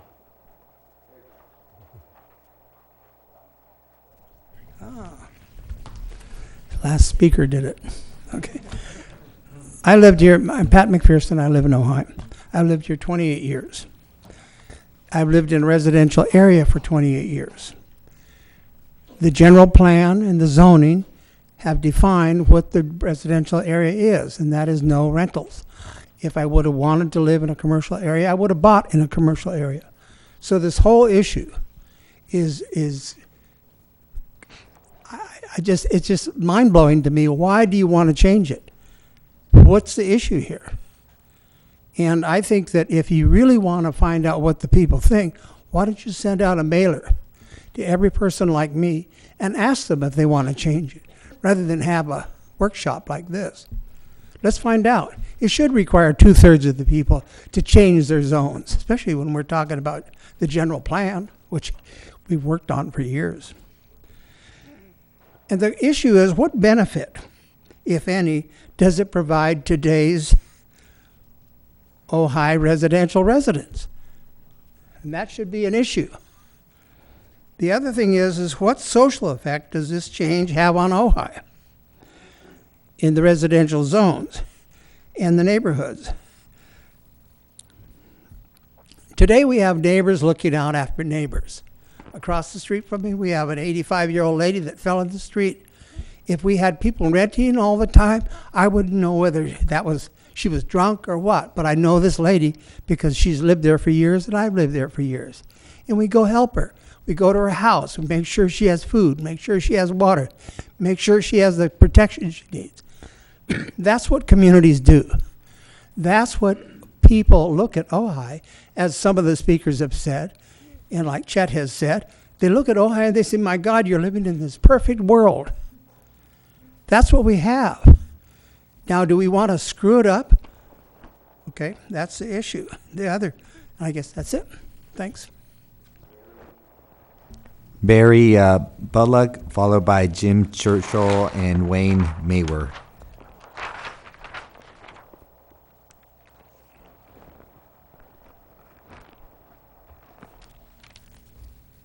evening. I'm Barry Betlock, and I appreciate an opportunity to speak here.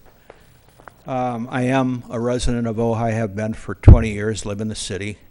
It was interesting to listen to a lot of the speakers tonight. I learned something that I did not know, that the world in Ojai is divided up into those people, I guess they're the good people that play by the rules, versus the other people that might not play by the rules.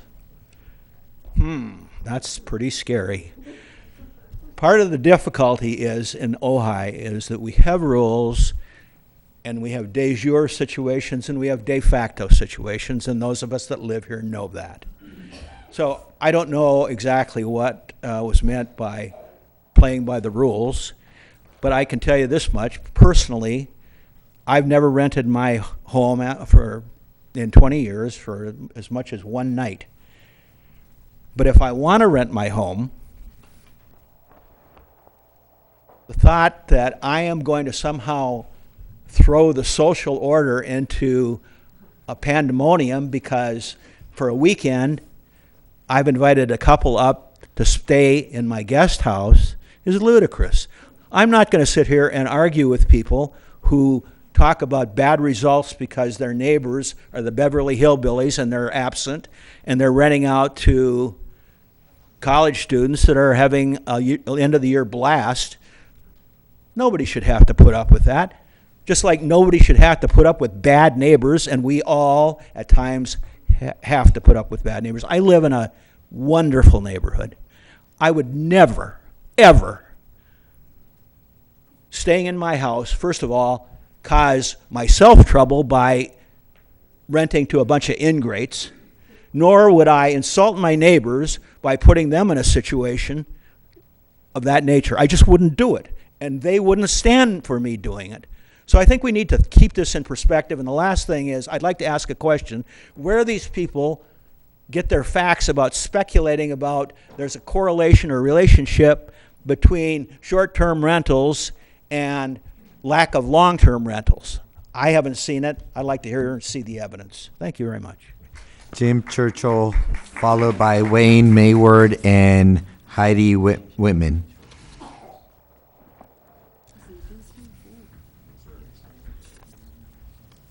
Hi, I'm Jim Churchill. I'm a resident. I think that I would like to say that I wish the city had a policy or effective mechanism to contend with the lack of affordable housing. I'm not sure what things may be within the council's power, but it seems like an overwhelmingly important issue. And it is my impression, based on the fact that I have neighbors who bought a house which part of their financing, they bought the house next to me, and part of their finance plan is renting it out on a transient occupancy basis. I just think that this contributes to the lack of what we used to call sort of house sales available that people could buy and afford to live in. And that's really the only thing I want to say, is that I think that short-term rentals contributes to a lack, as Mr. Betlock says it doesn't, of long-term rentals available in the city. And I hope that the discussion considers the question of affordable housing. Thank you.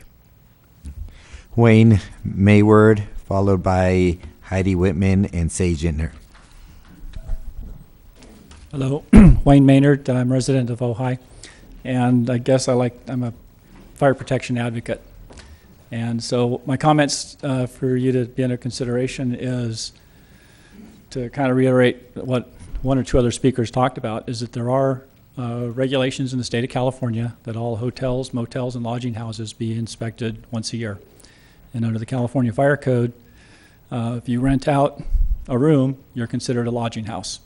And so it requires an inspection once a year by your fire department, and they would check to make sure that there's proper egress, emergency egress windows, smoke detectors, carbon monoxide detectors, all those kind of safety features that the California legislature assumes are going to be in a building that somebody rents. The legislature feels that if somebody rents a place to spend the night, that it needs to be safe. And so I feel it's important that the city come up with a method to be able to catalog these facilities so that they can be properly inspected and safe for the people that spend the night there. Thank you. Heidi Whitman, followed by Sage Ittner and Anita Hendricks. Good evening, Mayor Lara and members of the council. My name is Heidi Whitman. My husband and I have owned a home in the city for more than 25 years. It's in an RO1 zone. Our family has rented short-term rentals using Airbnb, VRBO on vacation. We have several of those in our neighborhood, and we have never rented out our home. But my neighborhood, this seems to work fine in my neighborhood. Most of the homes in my neighborhood are second homes. If my husband and I choose to sell our house, I can assure you that it won't be a rental. Someone from another community that is invested elsewhere will buy our house, just like all of my neighbors, as their second home. Right now, 4 of the 5 adjacent homes to ours are second homes, and 3 of the 5 have second dwelling units on those properties. But it works in our neighborhood. I really don't care I do care if you require everyone to pay the TOT, because I think it's what gives Ojai any chance at all to even exist. I think it's really important whether you rent your house for a day or you rent your room for a day. I think the TOT is very important. It should be paid by all. I think that you should have a minimal licensing fee so the people in the business of having a house rented all the time don't have an advantage over those of us that might do it when we go on vacation to help us pay for ours. You could require that it be their principal residence. I think, as we've heard from other speakers, that would go a long way to ensuring that it's not a business and that it's actually someone's home. But please don't prohibit it. I don't think a one-size-fits-all approach is appropriate. We have a very low-density neighborhood, and it works in our neighborhood. I think this hosted versus non-hosted thing, I don't think that's really relevant. I think it's really about whether it's somebody's home or not that's being rented. Thanks. Sage Ittner. Oh, Ms. Whitman, are you resident? Oh, yeah. Sage Ittner, followed by Anita Hendricks and Bob Daddy. Hi, my name is Sage Ittner. I am a lifelong Valley resident, but I currently have lived in the city for 2 years, and I'm a homeowner behind up by Topa. So we live in a very close-knit neighborhood. I know all of my neighbors. They know my children. It's very safe feeling. I wouldn't feel unsafe with their rentals, but it would change the fabric of my neighborhood if there were people there that I didn't know. My kids are out in the front yard, they're across the street, and there's not a worry about it for me because I know everyone who's there, and that's part of my community. I think I'd feel different about my neighborhood if it was an ever-changing group of people that would change the community. So that's just my personal experience. I bought in a residential neighborhood. I bought with an understanding that there wouldn't be businesses near me, and that's what I want for my family. So on that note, I feel like that. But as a larger issue for the city, I feel like a lot of what's happening here is, first of all, I support the current ordinance. And I think that the discussion about whether we support or don't support that is an issue unto itself before we even get into what's a solution or not a solution. So I support the current code as it stands, and I hope that we will look at that as its own issue before we progress forward with solutions. And I know that's part of what we're doing here tonight, but I feel like it needs to be clearly pulled out. We have a code, and is this the code we want or not? Because I support the current code and would like to see it stay as it is now and continue to, I think, support our families and our neighborhoods and our community by keeping them free of businesses. And really, as a residential neighborhood, that's what I expect. The other part of it is I do think that affordable housing is a piece of this. I don't know how to address it, but I think it's something that's got to come up. If you're renting something one way, it's not using another way. So again, it's back to that zoning code and how are we going to look at it. So that's all I have to say. Thank you. Anita Hendricks, followed by Bob Daddy.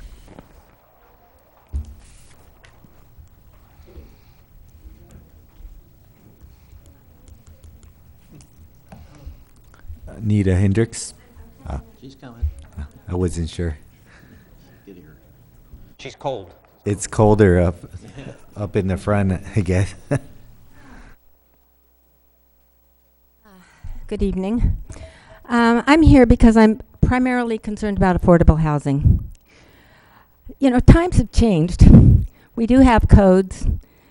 And right now, I read a report that the United States, we have 60% of our population is either at, near, or below poverty level. The middle class is no longer the majority. People who bought homes years ago are on the brink of losing them. They have to take in other people to help pay the rent. They may decide to rent out rooms to other people, and I can bet that if they're going to have a stranger in their house, they're going to do their best to make sure that these people are well behaved and will respect them and the neighbors. I think these issues, if there's an issue with noise or something like that, we already have things in place to deal with that. We have curfews and that kind of thing, and I think that can be dealt with pre-existing things. We don't have to assume that everybody in a B&B or whatever you call it, Airbnb, is going to be a negative person. Most of the people I know who have done that have respectable visitors. Okay. Ojai also has, we're 4 square miles, and although it looks like we're an affluent community, we have one of the lowest per capita incomes in Ventura County. So people are having to rent out to other people to be able to have a place, and people who can't afford the very high and ever increasing incomes, you know, are also benefiting from this kind of arrangement, from having rentals, but also, I wouldn't say the Airbnb in this case, but people are having to rent for economic reasons. People have lost jobs, their hours have been decreased in the economy. I think everybody knows that. I don't think they should have to comply with codes. Codes are expensive. I was looking for a place to get it up to code, just one thing, to get the sewage permitted, just a permit with $16,000. Amnesty? Who's trying to make ends meet is going to pay $16,000 as a beginning for the sewage permit.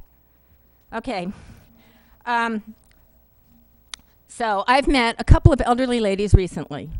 Long-term residents, one's a journalist, one raised children here. She's living with her kids, tried to get Section 8 housing. I know for a fact, people call up and they want it immediately. It's no. Time after time after time. They have a 2-month window to get it, and they are turned down. I've known several people who have lost this very hard to get voucher, which supplements their income, so their rental, so they can get it for low-income people who, some of which are on the verge of being homeless. I'm sorry, I'm getting emotional now. People have lost this. These are elderly women. I met a man who was converting. I saw a little house. I said, oh, how much is that to rent? He says, well, I'm remodeling it. I'm converting it to an Airbnb. I'm converting it to one of those vacation rentals. He'll get 3 times the amount per month. Now, I'm sorry, I don't want people to get angry with me for saying that people shouldn't get money for renting out places, but there is housing, affordable housing in the $1,200 range is being converted and being used for this kind of for this kind of vacation rentals. I'm not saying that shouldn't happen necessarily, but what about all the affordable housing that's being taken up that's not available? Thank you, Anita. Because of our code. Are you a resident? I am a resident. I live in Okay. downtown Ojai. Thank you. And my time's up? Yes. Okay, Thank you. Bob Daddy? It was more fun watching this at home with popcorn and beer. I'm going to tell you, I'm going to take both sides of this. The mayor, when we discussed this 3 years ago, told me to shut up and sit down because she didn't want to hear the truth. And here's the truth. We have 2 sides. One of the sides is that society is changing. 25% of every home has got a business in the home now. You don't know it. We don't permit it. But that's a fact because we insure it. We're going to have to figure this thing out in a different manner, like I said 3 years ago. Am I for the vacation rentals in the residential? No. Am I for certain things? No. Is it a reality? Yes. Is it going to happen? Yes. Do I have a vacation rental on the left of me? Yes. Do I have a sober living facility right next to me? Yes. Do I have Animal House that rents for $22,000 a week, a couple of doors down the street? Yes. That's what's actually happening here. If you're not aware of it, you need to be aware of it. So I think what you're going to have to do is, this is going to be a much longer conversation. One of the things I'm disturbed, and I'm not here to contradict anybody, but I'm disturbed, and the reason I'm down here, I didn't like hearing that Airbnb is the champion end-all be-all. When I heard that Airbnb is very conscientious and that they only rent to people that have got permits, we have no permits. We have one. So that's not true. The fact that they're paying federal taxes, I think that's fine. They're paying federal taxes. That's not my issue. But when I hear somebody state that they're collecting the TOT, how many hundreds of thousands of dollars have they notified you that they're holding in an escrow account for us? Probably none, correct? So I went online, I looked at what Malibu did, and Malibu subpoenaed the records for all the Airbnb. Airbnb decided we're just going to go ahead and pay the city, and we're going to be done. I think you have a long conversation. I think you need to have more of these things. I think what we need to realize is that society is changing. Technology is changing, just like the Uber taxis, just like everything else. And again, what I've asked this body over and over and over again to do is to not pass any ordinances that you can't or are not ready or able to enforce. Because that comes down to selecting enforcement. I think that's discrimination against the community, and I would ask that you not do that. Have a longer conversation. This is a very complicated issue. Thank you. Thank you. I don't have any more speakers cards, but I did hear out there that this is a little intimidating to come up. If you rather submit your comments through emails, feel free, or through a letter, feel free to do so. Also, the second theme that I heard was affordable housing, and somehow it's interconnected. I do want to alert the public that we are going to bring in an item up of affordable housing next council meeting. So if you want to participate, we are always willing to hear your input. But I do have one more speaker's card. Liz Otterbein.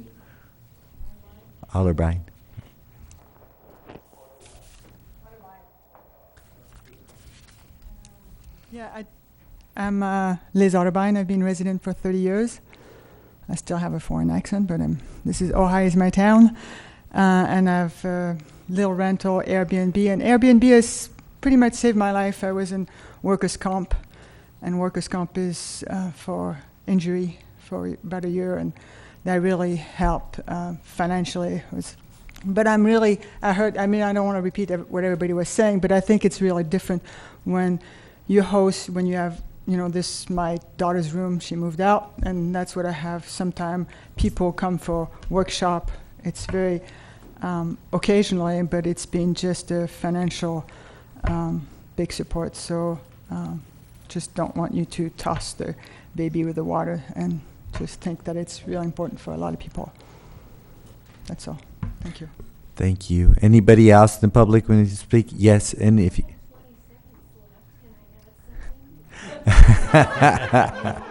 I just want to refrain from doing so because we wanted to give everybody the equal opportunity to come up once. So I want to respect that. If anybody else hasn't come up, well, yes, and if you could please state your name and if you're a resident. You have two coming up, but first, if you don't mind waiting here close by. And if you could just fill out a slip when you're done. Kathy Clough, I live outside the city.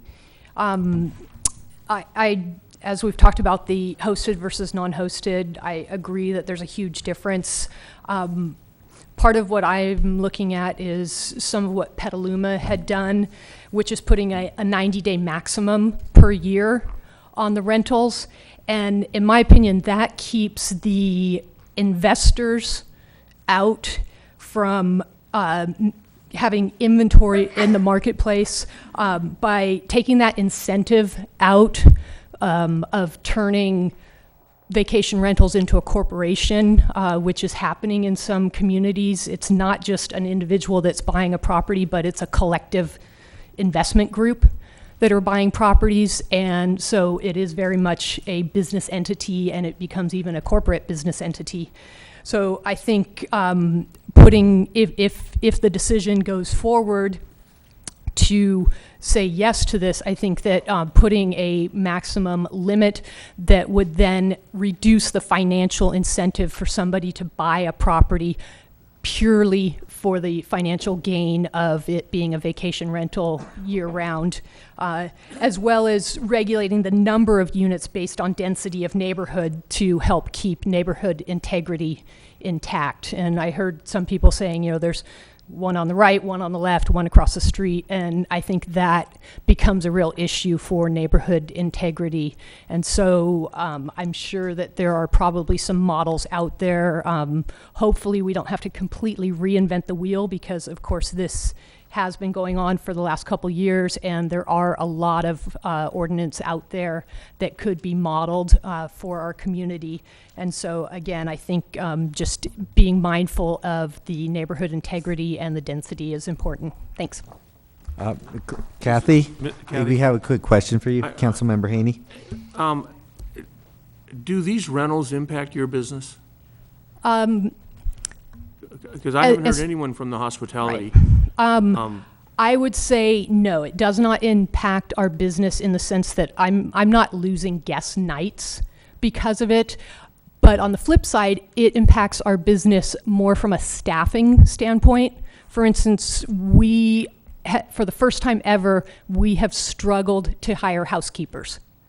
We've never even had to advertise before to hire housekeeping staff. And we have had an open position now for 2 months.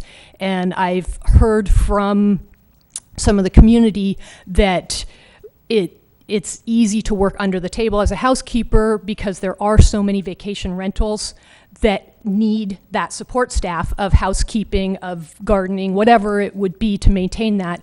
And so therefore, as a business, we are having a hard time competing with that market because, again, it's basically all being paid under the table. Thank you. And then could I have the other speaker?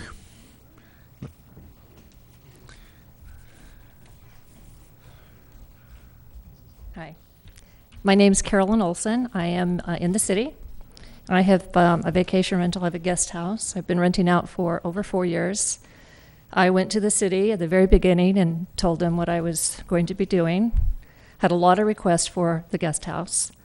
And they said, just go ahead and do it, and eventually we're going to get to this subject and we'll figure out what we're going to do. So I'm still waiting. I would love to pay the TOT tax, absolutely love to. I'd love to be legal. But more importantly, I want to talk about some of the regulations. I think it would be really good to maybe put a minimum age limit of 25, 28, 30, as some other cities have done. I think it should be based on the number of bedrooms, not beds, 2 per bed. So if you have a 1 bedroom, you get 2 people. And I think that things like that, I think, would really help this whole thing run smoothly. And that's it. Thank you. Anybody else? Yes. You could please state your name. If you could come up in the front too, if you wanted to speak. There's some empty seats up front. Hi, Betsy, Bill, Severo, Paul, Randy. So I've lived here for 46 years, and during the skate park, when we worked on that for 15 years. Just state your name, because even though you know. Chet Hilgers. And so I've been to so many meetings over the years for the skate park that just about every other meeting there was talk about low-income housing. We don't have any low-income housing. Hours and hours talking about low-income housing. And I was just going to say, if you approve or condone short-term rentals, which takes away the housing stock, could you just make a deal? Make a deal that if you take away the housing stock for low-income families and you don't ask the public to support more low-income housing, building more units somewhere else for the units you're going to take away, I guess. And I guess if you do that, could there be some repercussion, politically for you guys? You have to think about it. That's a big thing to ask the community. We're going to condone something like Catalina has in exchange for low-income housing. And now we're going to build more because we just took it away. That's ridiculous. So that's it. Thank you. And could you fill out a card as well? If you could fill out a card, check. Okay, never mind, they filled it. I got it, Chet. Hi, my name is Lydia Golden. I'm a homeowner in Ojai. And I was fortunate enough to be able to afford the $16,000 for to put a second unit on the large property that we bought 25 years ago when my mother-in-law passed away recently. And we do not rent that as a vacation rental by owner. We do rent that to someone, and rents are pretty competitive here too. You know, it is hard to actually keep the rents low enough to to afford what people can pay. What, did I say that right? So anyway, it's been a bit of a sacrifice, and so we're looking at raising our rents, because we're getting ready to retire. We're trying to figure out how we can possibly stay in the valley ourselves.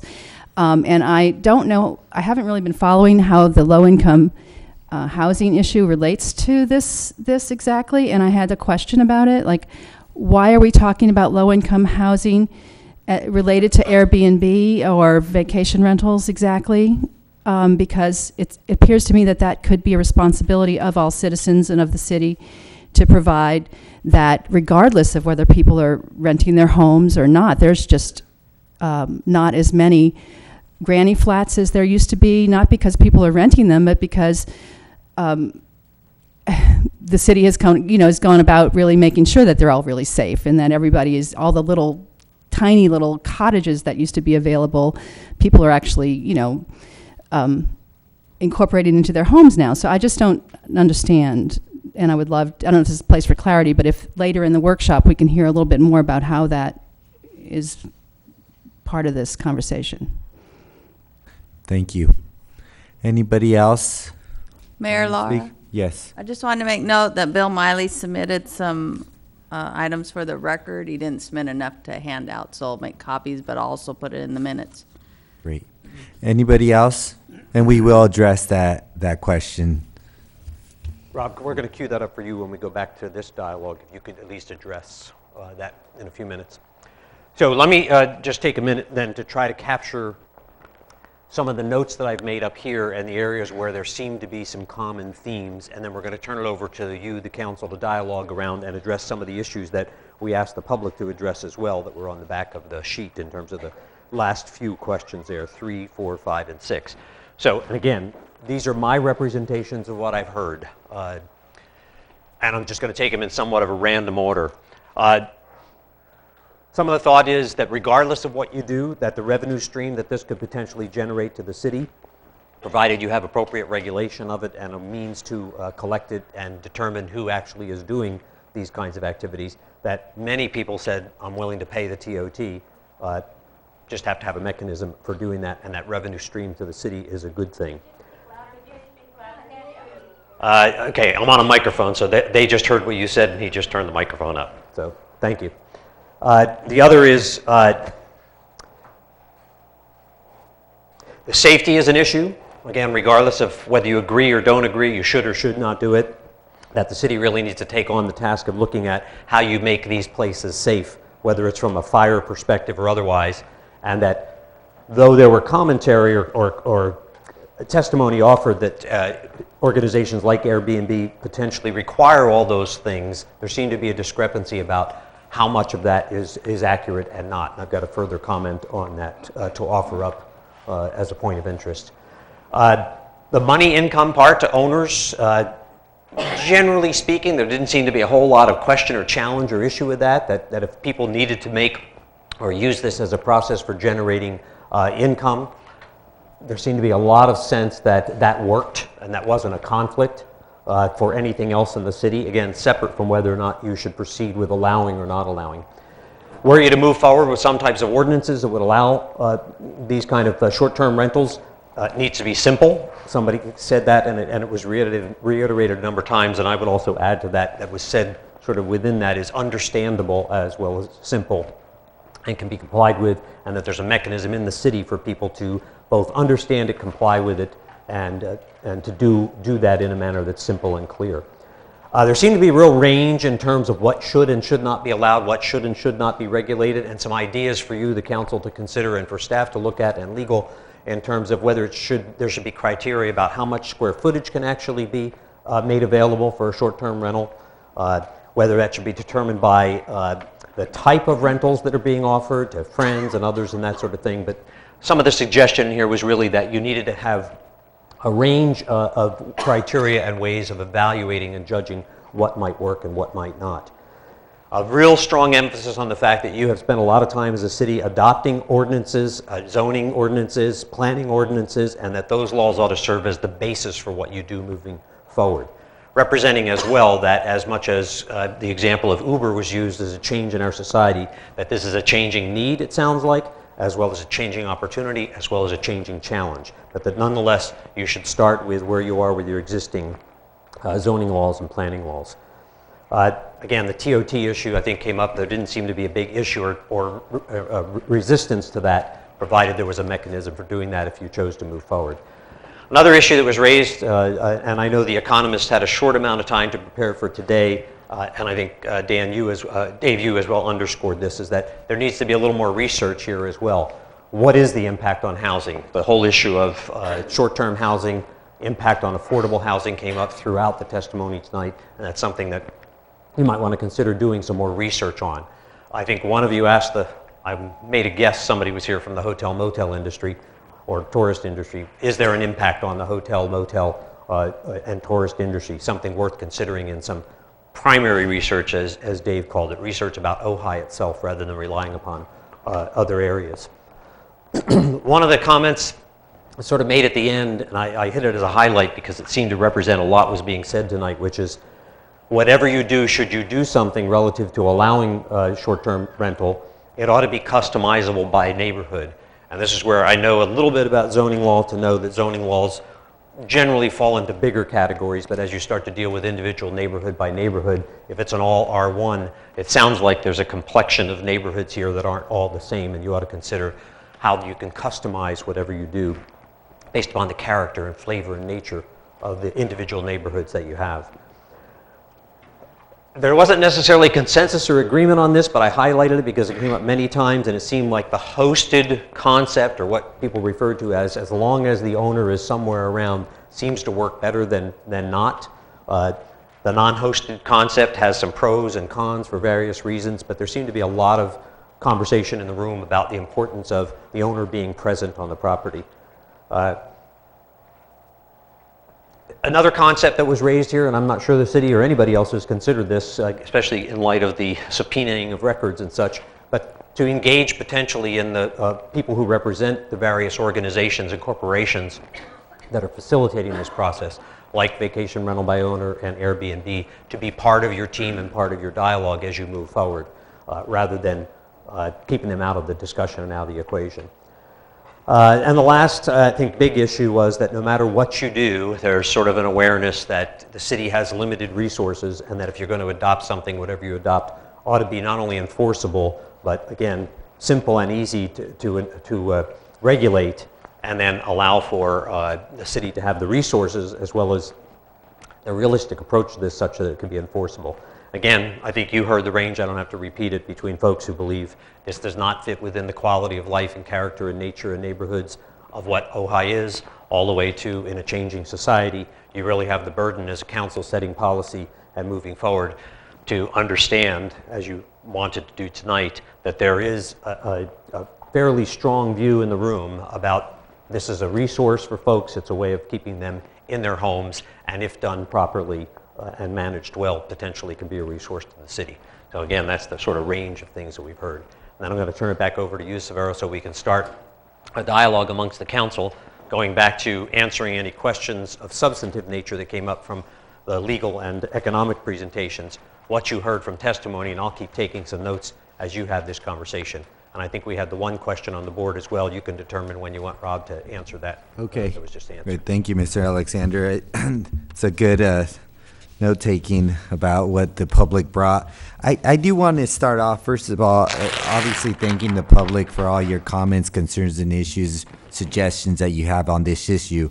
But I also want to turn it back to Councilmember Wyrick and Councilmember Clapp, and I know I'm putting you on the spot right now, but I understand that there were some focus groups. Could you give us just a short report if it was if the issues and concerns were similar or if they were a little bit different before I turn it back to the whole council in terms of general questions they had? I think that the the testimony tonight,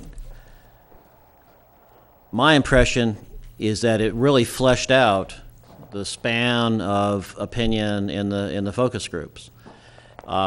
It further detailed, further filled out the range of opinion, and most especially, while a lot of what I learned about from listening to folks in the focus group that I think is even underscored more tonight is that we can't talk about this as just one issue.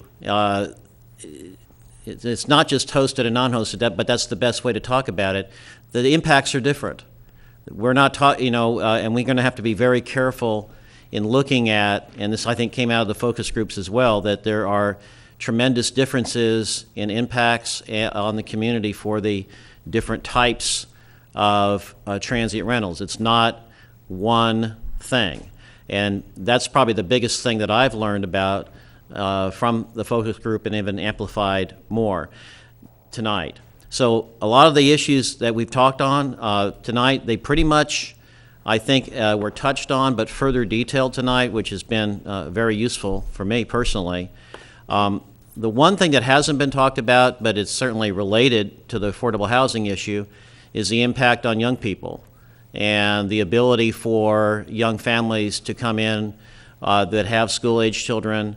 We had a person, and in fact, I noticed that's one thing I didn't see tonight that much, at least was somebody specifically. We had someone specifically talking about the struggle to relocate. They want to live here, where they want to bring their kids here, they want to have their kids in the school, and the difficulty that the whole rental market is having on their ability to do that, and how that might be related to the issue of the transient rentals. And that person that was in the focus group talked about some of the anecdotes that had been mentioned here tonight in terms of housing opportunities that were taken away from them. At least they thought anecdotally that was going on because of investor activity. So that's the one thing that I wanted to mention, that's the only thing I can really think of in the focus group that wasn't brought up tonight. Councilman Clapp? Yeah, things that weren't brought up tonight. I'm going to speak more to the things that were brought up tonight that were also brought up in the focus group. I think one of the major things that was brought up I think we met 4 times, the effect upon the housing stock in the community, particularly the more affordable housing units being taken up as vacation rentals. That seemed to be a common thread through the entire focus group meetings, and I think the general consensus within the group was that it was really an issue in the community. One thing we need to remember is that there's only like 3,000 actual houses in the community. So I think sometimes when we're thinking about this, we need to think of the fact that we do have a very limited housing stock, and I think that was one of the things that was brought up a lot in the meeting. Another thing that was brought up, and it was brought up here tonight at the meetings, was the sense of community and the potential loss of that, the concern that people have of not knowing their neighbors, that they'd like to know that when they leave town, their neighbor knows they're there, they're going to look out for their house, they may take care of their dog, and things of that nature. And that seemed to be a common thread through most of the meetings. Another thing that started to begin to be flushed out after about the 3rd meeting was that there seemed to be a demarcation between investor-driven vacation rentals, non-occupied, versus homestays. And within that homestay question was, because we have so many festivals and there is a limited amount of hotel stock, that maybe there was a place for homestays versus investor vacation rental stock. And I think in a future meeting the potential of in a future discussion honing that down a little bit more to see how that works, how those two are very different. The Think of anything else? Well, I wanted to add one perspective, if I could be allowed that was the motivation, I believe, for Councilperson Clapp and I to push this. And that is that I stand by this very firmly, that the situation that we've had of codes on the book that didn't fit the changing needs of the community, combined with the council not knowing what to do, and year after year of suspended enforcement, was kind of the worst of all worlds. We have, I think that when you have it, it's not an ongoing tenable situation to have activity that is, not fitting within the zoning code simply ignored. It's the right way to deal with it is to address the issue, figure out how to address this challenge of our evolving reality in terms of protecting the character of Ojai, meeting the needs of our residents, meeting the needs of our tourist economy, finding a way to work all of that together. So I think that it's important that we understand that the reason for addressing this is not that all of a sudden we needed to move on it because it's a new problem. The problem is the council's just been unable to deal with this for years. So we have a situation of an expectation of non-enforcement of current code. That's not a healthy thing in the community. So it's important that we discipline ourselves as a council to deal with this issue and adjust our ordinances to recognize and deal with this issue. It's simply not tenable to just put our head in the sand about it. So I stand by that very firmly.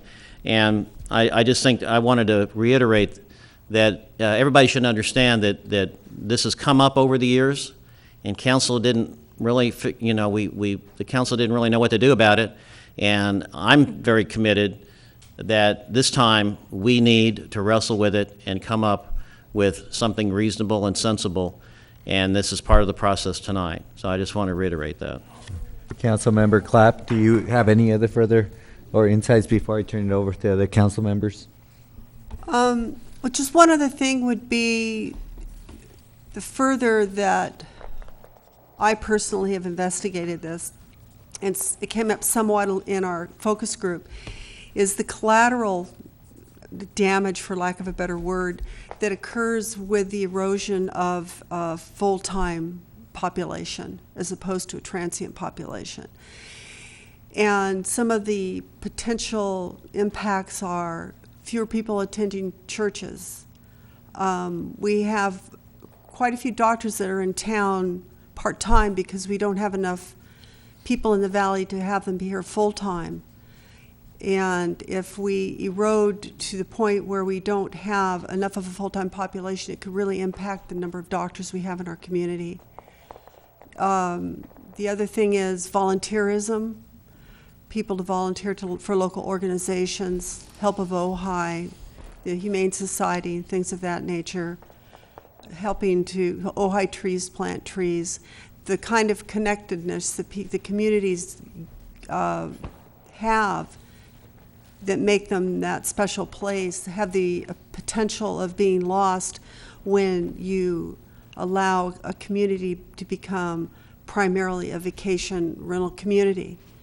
And I guess that is another thing. I think people in the focus group, as well as myself, have realized need to be real considerations when you decide how you want to handle this matter. And I wish us all good luck figuring this one out, because it's a real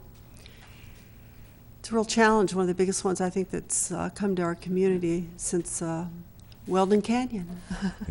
Thank you. Any other comments or questions for staff from the other council members? Or comments? Mayor Pro Tem Blatz? Yeah. I haven't made up my mind totally on this issue, and I won't until we have quite a bit more discussion, but I'm trying to focus around on the issues that have been presented and trying to equate this to some of the things that were brought up tonight. there's a number of things that as a community we just can't control. And when I say we can't control, I mean if we wanted to really control it, we could, but you just can't do it. And this whole issue has to do with enforcement as far as I'm concerned. But we can't control anybody that owns a house, whether it be a guest house or a whole house or both, who's going to rent for 30 days, month to month, to anybody that he wants to or she wants to. Can't control it. We have no ordinances on the books about it. Anybody can rent their house if they want to, as long as it's a month-to-month lease. So if they rent it for 29 days, we have all kinds of problems with it. But if it's 30 days, we agree we can't do anything about it. We have no control over who buys a house next door to us. No matter how much you might want to pick your neighbors, you can't. So what are we going to do if there's somebody there that happens to be a vacation renter? We can't control people having guests at their house. I mean, my next door neighbor could have 3 or 4 bedrooms full of guests over a weekend. Or if they have a guest house, they could have guests staying in the guest house. If they have a granny flat, they could have their granny living in it. We can't control that. If I want to have 4 or 5 guests for the weekend and they take up my bedrooms, we don't control that. So if somebody wants to have somebody come in as a guest in their home, how do we expect to be able to control that? I just don't know how to do it. I don't know how to enforce that kind of thing. And again, if somebody wants to rent their guest house out for 30 days, we're perfectly fine with it. But if it's 29 days, we're not. How do you enforce something like that? I'm not sure this is an affordable housing issue. Haven't made my mind up about it, and I am such an advocate for affordable housing and the lack of it in this community that I can't be any more involved in it. But I'll tell you, I've done my own research onto the websites, and I haven't seen one instance that looked like, if that was being rented out on its own, that it would be affordable. These look like really nice places. I've talked to at least a dozen people that currently are doing it. Not one has told me that if this was totally banned and there was a way to outlaw them, that they would be affordable housing. They wouldn't rent them. They're their guest houses or a room in their house, and they're not going to rent that to just somebody on an affordable level. So I don't know what you do there. I do know that if we do allow these, we have to get a business license and we have to collect the tax. I can't imagine doing it any other way. And I do believe that there's a way of looking at it from 4 different angles. You've got the people that are absentee owners that live somewhere else and simply rent the house out on a nightly, weekly, anything less than 30-day basis to people that are coming into town to stay and then leaving. And they do that on a regular basis because they are not the owners of that. They don't occupy that house. That, I would say, is at an extreme that I'm not very comfortable with, but I haven't made up my mind about it yet. Then you've got the people like Heidi Whitman mentioned, that they live in the primary house and they want to go away for a month, so they find somebody to take over their house for 29 days. Or Rotary has an exchange, where if you want to go to Europe or you want to go skiing, you exchange a house with a Rotarian in Switzerland, and they come and live in Ojai for 2 weeks, 3 weeks, and you go to Switzerland and live for 2 or 3 weeks. How are we gonna manage that? And then you have the people that have a guest house that they're going to rent out. Again, how are you gonna regulate that when they can have guests there every single weekend of their own, and they're going to be there the whole time? And then you have people that are literally opening their homes up to people to stay in the bedroom inside their house. And how in the world are you ever going to regulate that? Now, because we can't regulate it, still doesn't mean that we can't require a business license and require that transient occupancy tax be paid if they're collecting rent. But it's an enforcement issue, and it's a nightmare. And it's a nightmare just by evidence of all the people that are doing it right now where the code doesn't allow you to do it. So there's still a lot of work to be done on this one, and I haven't made my mind up. And I probably won't for a while because I like to hear everything until I absolutely am convinced of what I think is best for our community. But I do think that these are the areas that I'm focused in on to try to get clarification for myself. Councilmember Haney. So I think I said at the council meeting that we're a community in conflict, and we're trying to create or try and find a balance as to how to solve this conflict. I go back to what Paul said and what Mr. Daddy said. The issue that I come up with is the enforcement mechanism and the cost ratio of income coming in versus what it's going to cost you to enforce this. I believe it was the city of Santa Monica. I read one of them where they allowed the vacation rentals, and they generated a couple $100,000 a year in income, additional income, but they had to hire 2 code enforcement officers that cost them $160-some thousand a year. So the win was $40,000. What was the win? You know, $40,000 when you look at what you're doing to your community, how you're impacting your community. So again, I'm torn between this. I see the good in it, and I see the bad in it, and I haven't quite figured out which way to go on it. That was the only issue I did not hear tonight. Was the one I just brought up is what's the cost analysis to the income you're going to generate versus what it's going to cost to enforce it versus how the impact it has on your community, the good and the bad. So, and the community was brought up on both sides.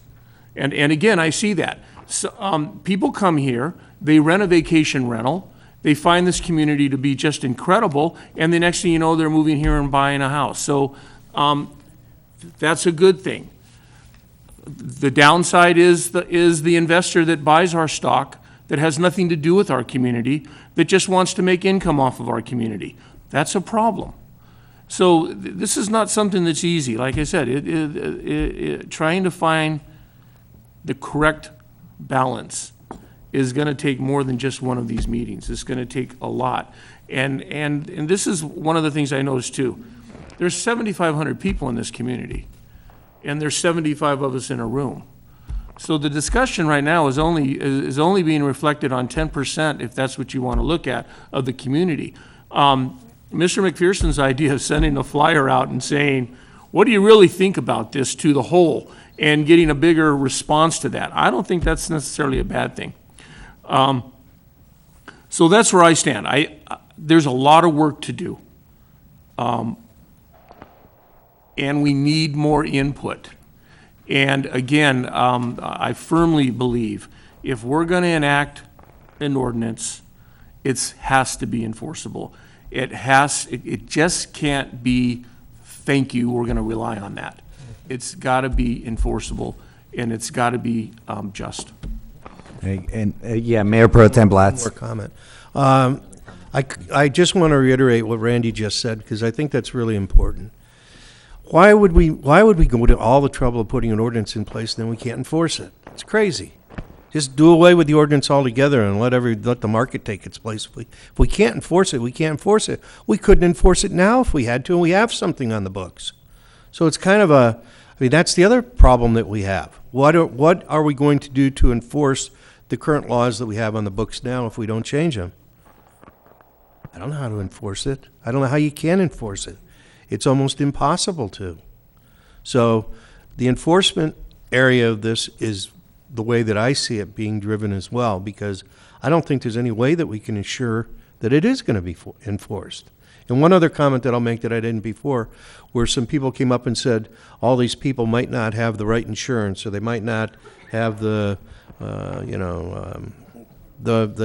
fire insurance or health things. Well, to me, that's their problem. If they want to rent their property out and they don't have the proper insurance and something happens, it's not us. We can't police that. We're not Big Brother here. If they want to go into a rental situation with their eyes closed. I mean, I had a client that rented their property out to somebody on a 3-month rental, never told the lender that they were going to rent it, and the thing burned down, and they didn't have anything. Well, how are we going to be able to control that? We can't. Councilmember Wyrick. Yeah, I think that I just want to reiterate again that the analysis that Councilman Haney and Blatz have given is absolutely accurate. What we have right now is unenforceable ordinances on this matter. That's a problem. We have unenforceable right now, and that leads to all kinds of consequences, not necessarily well serving the community. So, let's not forget that we've got to do something with our ordinances, that we can't leave it the way it is. So we're looking at changing the ordinance, period, unless we want to put up with a perpetual unenforceable situation. In effect, a complete, complete ignoring of our current code. So I think that's, I remember, I say very often, follow the code or change it. We have a part of the code now that is, we can't follow, it's not enforceable. We need to look at some options. And other cities have had some experience. I think it's absolutely essential that we look at what is, in fact, working in other communities and what isn't working in other communities. San Francisco right now has a notorious situation where they passed an ordinance, made it very complicated to comply, and they're not getting any compliance at all. We don't need to exasperate the current situation. We need to find something sensible that works. And I think that there's enough diversity in cities around the country, and especially in California, a very dynamic situation. We even have laws that are being proposed in the state legislature right now to provide those enforcement tools to local jurisdictions. And in fact, we have situations in California right now where Airbnb collects and remits the TOT for licensed vacation rentals. So there are some options here once we determine what we need to do, but I just think it's really important to keep in mind the perspective that we have something right now that's unenforceable, and we need to figure out what to do because the current ordinances situation is just not tenable. Well, thank you, guys. I absolutely agree with what was said among my colleagues. I'm not going to repeat everything because I agree with most of what they said. I think and it comes back to the principle of enforcement and what we have on our books. If it's not enforceable, how could we make it enforceable? I think that it would be important to look at the two issues we have right now. In my opinion, I heard we have basically what we're calling home shared versus vacation rentals. And home share could even be dissect in half and home share in one unit and home share in or renting out your second unit. And I think that we could kind of look at it in that point of view. I also want to look at the impacts that if we do decide to allow some of these uses, what the cost is going to be, and if we're actually going to be able to enforce it, or are we just not overcomplicating things, or what's the simplest way of enforcing it? I think that's a good way of looking at it. But I think to not do anything because is not a solution, because we can't enforce it. So we need to look at it, and to overcomplicate it is not a solution because we're seeing in other communities that's not being enforceable. So I think that in essence is what I got out of this workshop.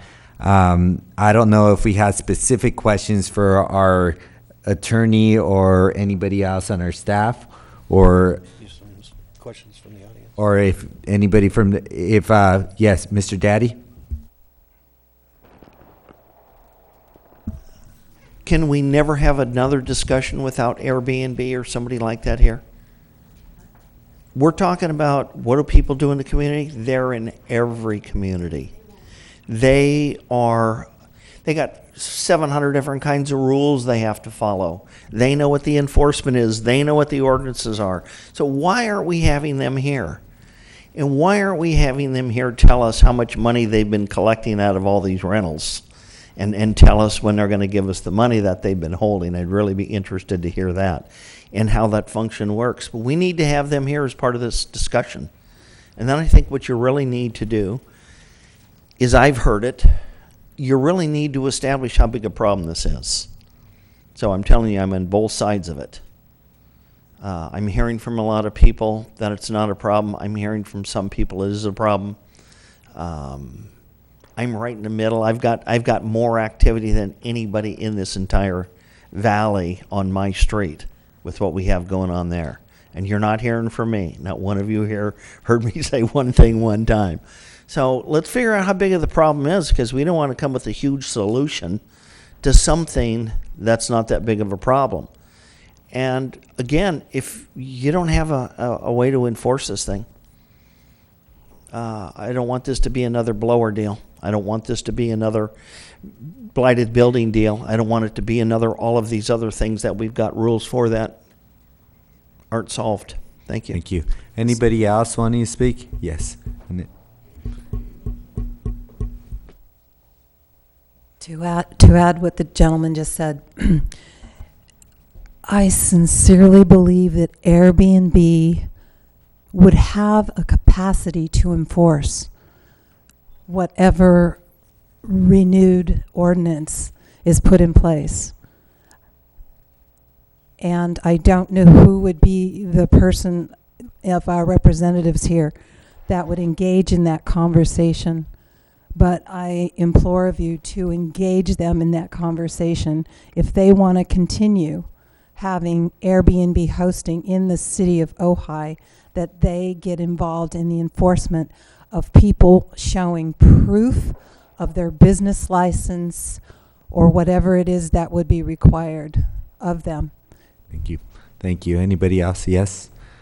Let me just caution you that now you're going back into public testimony. So some people are going to feel if they left already that's a little unfair. So again, having done a lot of these, it's your call. Okay, so we'll just take one more after that, and then that's it. I see two hands, and that's it. Yeah. Well, I feel pretty sure that VRBO on air would not come, but it's worth asking them. I've written them letters and haven't heard much back from them. But I also think we have, as owners, we have a lot of other suggestions we'd like to make, like maybe grandfathering us who are active now but have not had any complaints at all. I've been doing it for over 2 years.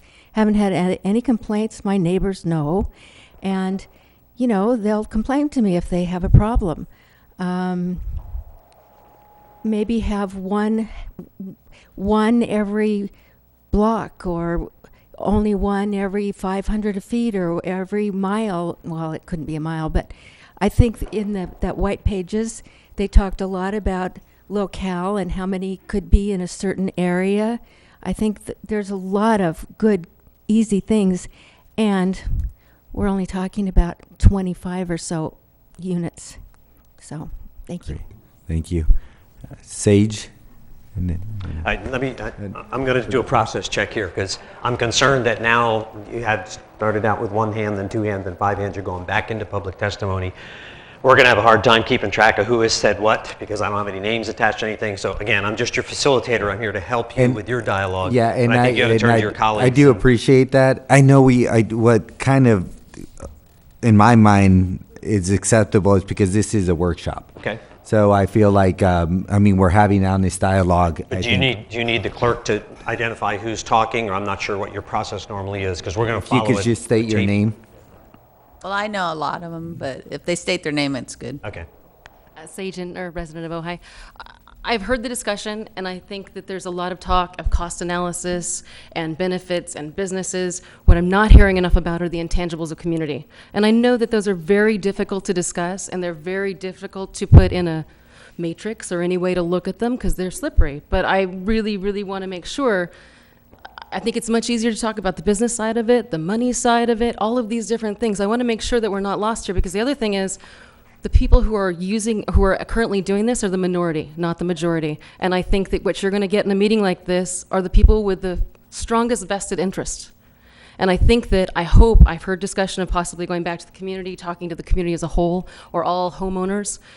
Because I feel like in this discussion, I'm not hearing enough about the intangible community aspect and the fabric of our community and our citizens who don't have a vested interest in seeing this happen, but those of us who are tax-paying members of this community. So, thank you.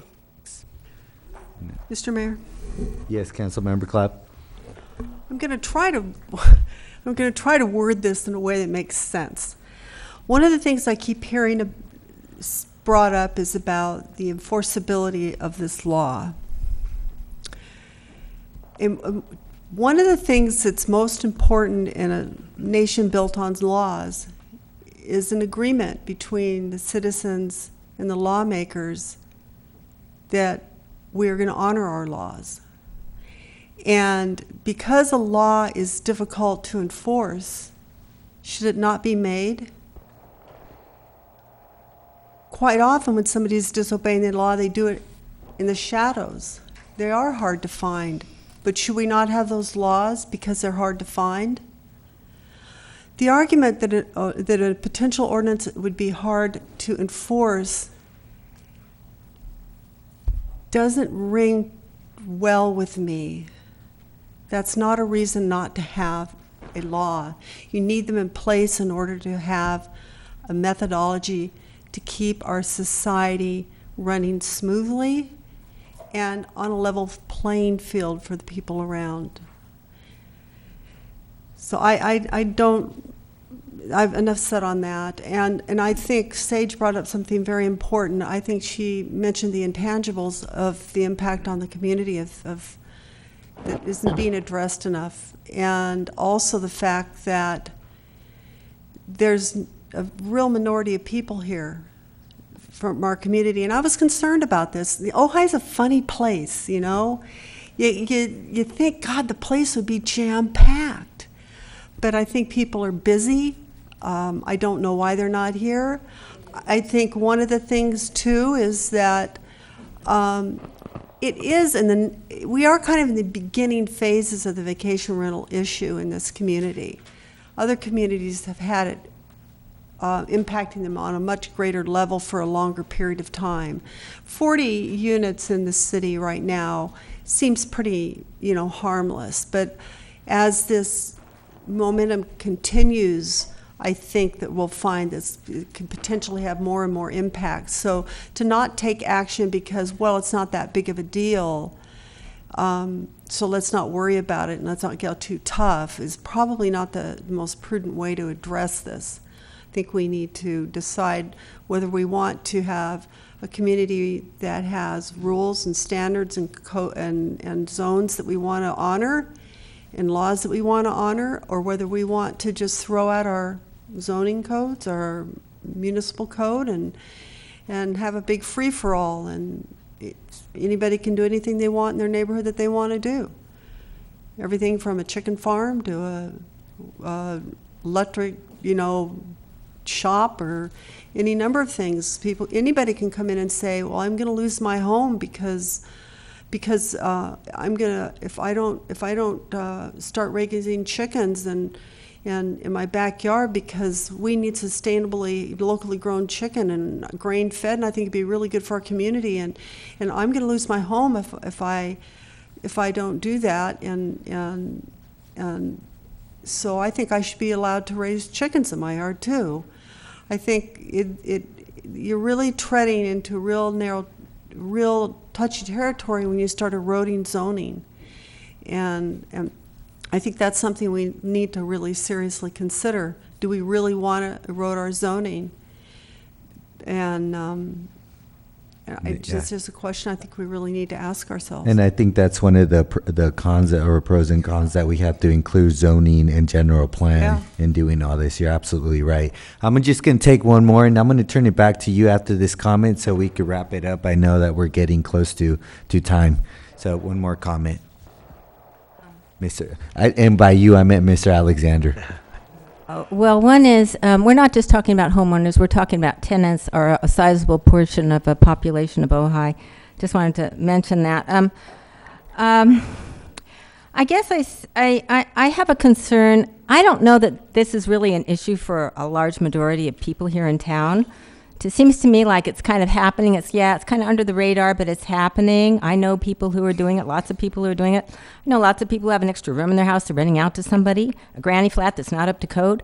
It's very common. That's what's happening in our community. The people are doing what they, in their own way, dealing with the economy, and it's meeting the needs of a number of different people.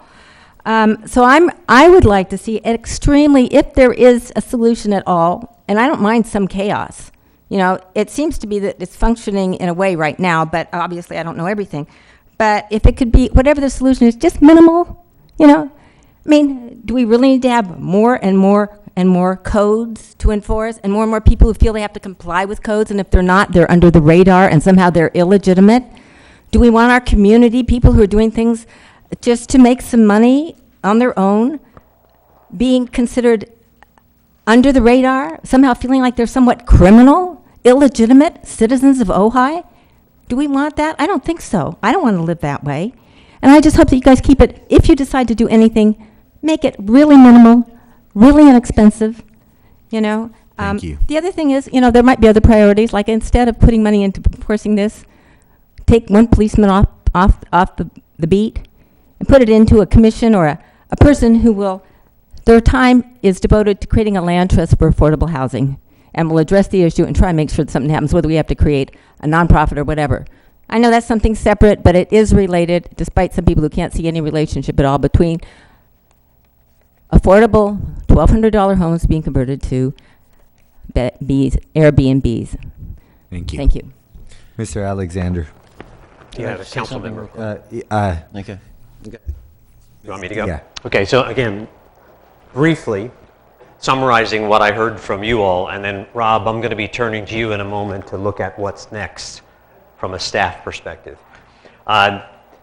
Generally, what you've been doing up to this point, suspending the existing enforcement, is no longer working. You may have a problem with 7 units, 20 units, 40 units, 50 units, but you don't know the answer to that. You just have all, I think, generally agreed tonight that you need to take action and move forward.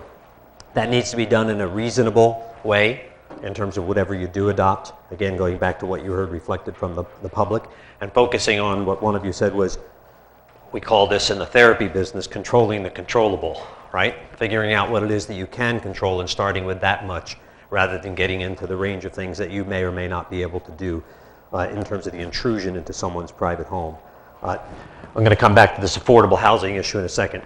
Whatever you do, you have, as a branch of government, as we all know, the ability to tax, and through your ability to tax, however you decide to regulate this is likely going to involve business licensing and TOT, transient occupancy tax. Whatever enforcement you come up with needs to be simple and clear. I think all of you know that a red octagonal standing at the intersection of streets means stop. Pretty much whatever country we're in, we pretty much understand that. So using that as a metaphor, it has to be understandable enough and simple enough for people to know what to stop doing and what they can do moving forward.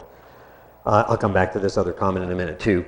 And then looking at not trying to reinvent the wheel, you did some preliminary research on what other cities are doing, maybe looking further and more deeply in that as they gain track record and leveraging off of that. A couple of comments to come back to. It seems like it's not really clear to anybody at all in this room whether it's an affordable housing issue or not. And so I'll put on the assignment list here for you all to consider whether you need more data on that. And then similarly, folks said, having run lots and lots of meetings like this, you're never going to get everybody in the room, right? You're not going to get 7,500 people, that's for sure. But there may be a way of getting at them. And I know the committee that worked on this, Bill and Betsy, you already looked at potentially doing a survey, and it sounds like that's taken a life tonight in terms of an interest. So that kind of captures, I think, where you're all going. You know you need to act. You want to act prudently, cautiously, and timely, and nonetheless, you want to do something because you know you can't kick this down the road for too much longer. The issue is going to grow, just like we know 20 years ago the internet didn't exist and grew and has changed all of our lives. Does that kind of capture for all of you? Okay, so Rob, I'm going to turn this toward you. I'm going to have a little dialogue with you here based upon what you heard tonight and the focus groups and such. The first thing we're going to do is capture from tonight what we heard. And again, my job is to capture that in a net neutral way, in an objective way. So I'm going to work with the staff. And Rob, I'm going to put 2 weeks down for that because I know I have to work with you and your staff to do that. But we will generate a report that indicates what we heard this evening, the topical issues, how much of that there seemed to be consensus around, and then that'll be presented back to you, the council and staff, for your consideration and use. The second is this issue of doing a community survey. And again, we had started this as part of the subcommittee and decided you really didn't want to bias what happened tonight and really wanted to have an opportunity to listen to folks who took the time to show up. Rob? So the survey that we designed is an online survey, and it's one that we'd have to find a way to invite people to participate in, and it should be understood that it's non-scientific. So that could be fired up pretty easily, or we could spend a little bit more time thinking about how we do the survey. And I think I would look to the ad hoc committee to provide some leadership on that. So that would go back to the ad hoc committee to consider what type of survey, what should be included in it based upon what you heard from the public tonight and the timing of that. Does that make sense? Yeah, and then we would bring that to council as a whole for consideration. Yeah. Because the online survey is pretty quick and dirty and easy. It's Right, not but something- scientific. Other things would involve more money, and I think probably the whole council ought to buy into the form of the survey.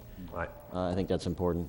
So Rob, just give us, for argument's purposes, because I'm going to record all this and make this part of the report, what's your timing on turning that around and coming back to the council with a The recommendation? earliest we could get to council would be July 28th, and then we could conduct the survey after that.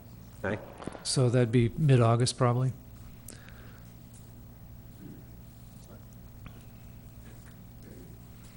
And I promise you I will be able to understand all of what I'm writing. I'm glad. The research that's been talked about, again, there's budget implications, timing implications for these things, and you might want to go back to the ad hoc for all of this. Nonetheless, I want to make sure we captured it tonight in reflection and deference and respect of the audience having raised it and the council having raised it as well. And this is research about the speculation about the impact on housing. What do we know? What don't we know about that? And actually, how much, and this is all what I think, Dave, you referred to as what we would call primary research in our business, right? It's research about Ojai, not about other communities, but how much is this affecting affordable housing here and how do you get at that? And then secondly, how much activity is actually going on? Is it 7 people, 40 people, 140 people? No one really knows that.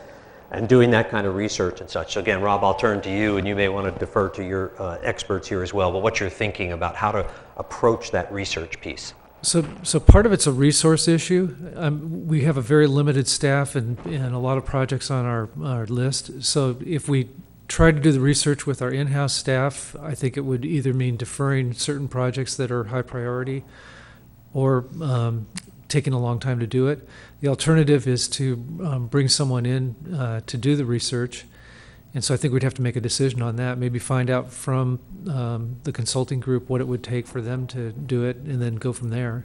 I would also feel feel comfortable discussing that as an ad hoc committee with Rob. And by very long, what do you mean by that? 3-4 months, a year, 2 years? So we'd have to have a clearer definition of what data you would like to collect. In the planning and economic report, there were some suggestions about what might be collected, but I think that needs to be discussed and thought out a little bit. I really can't answer off the top of my head. Okay. And I do want to note that there is a lot of other organizations like SCAG and maybe VCOG or something that could have some data. Yeah, if we getting data from other cities about what they're doing and whether it's effective or not is probably easier to do. Getting data about how many vacant units there are, or how many potential transient rentals there are in Ojai, and how many are actually being undertaken is a more involved process, and I haven't really thought through how that would be done. All right, great. Yeah, and again, I've tossed around some words, and I apologize for that because we do public opinion research and such. Primary research is, as Rob is talking about, research you're going to do about your city. Right? It's getting at the very core of what's happening here. And that primary research, somebody has to make phone calls, solicit, and otherwise get at that information, for example.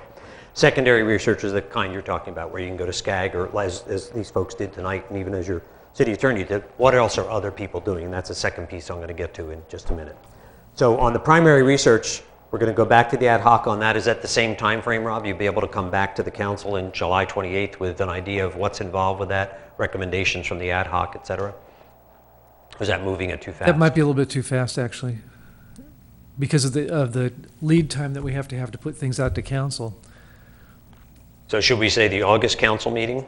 I think that'd be reasonable. And that's, again, just to come back with a recommendation about how to proceed based upon dialogue you're going to have with the ad hoc, looking at the resources you have available, the type of research, what it might entail, and a recommendation to them to act. Does that make sense? It does. Mr. Alexander, would it be also... You can call me Steve, otherwise I feel really old.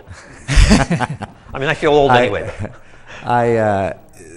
Would it also be appropriate to maybe come up with some of these things after we hear the report and a concise version of the notes, so we kind of get some more clarity of what went on and some more time to reflect? Absolutely. Maybe that would give us a little bit better of a more accurate timeline of what's more practical, I guess. Yeah, and I don't have a problem with that at all, Rob. That gives you a little more breathing room as well. I just like to walk out of the room with both the public and you understanding there is action that you're going to take. There is timing around that, because most people say the thing they like the least about meetings is there's a lot of talk and nothing gets done, right? So you're tasking yourself with doing things based upon tonight.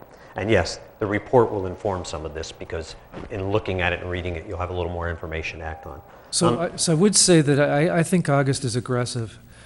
And the reason I think it's aggressive is because to get something on the first meeting in August, we'd have to have it by the end of July, which means, get to the notes, go through the notes and decide what we're going to do. So we could shoot for August, but we'd have to try. I could change this to September pretty easily. I just did. Well, I think we should acknowledge that the ad hoc committee needs to have a discussion about that and make a decision as to when what we want to bring back and when we can bring it back. Okay. We're motivated.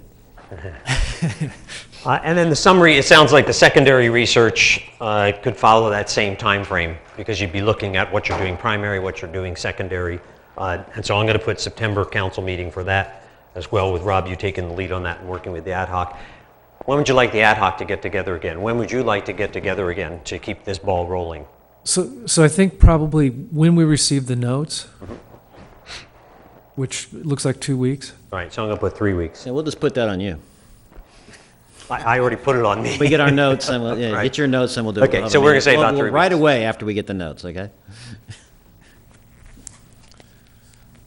Is there anything else that came out of tonight from Rob, either your perspective or any of your consultants or the council, that we need to do based upon what you've heard?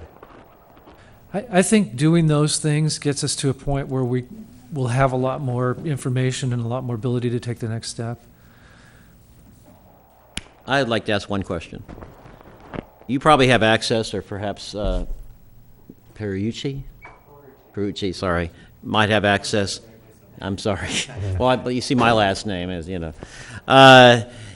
access to primary research protocols in other cities. It might be useful for us to get a flavor of the kind of primary research protocols that have worked, especially in smaller cities as opposed to larger cities. Sampling design, how you segment the different impacts according to the types of vacation rentals that Councilman Blatt so clearly delineated. If you could give us some examples of those protocols, I think it'd be useful. Absolutely. And I think you're right. The important part in conducting primary research of excuse me, on this matter is defining the parameters and the impacts that are important for the city of Ojai. The city of San Francisco conducted a rather lengthy study on short-term transient rentals in their city.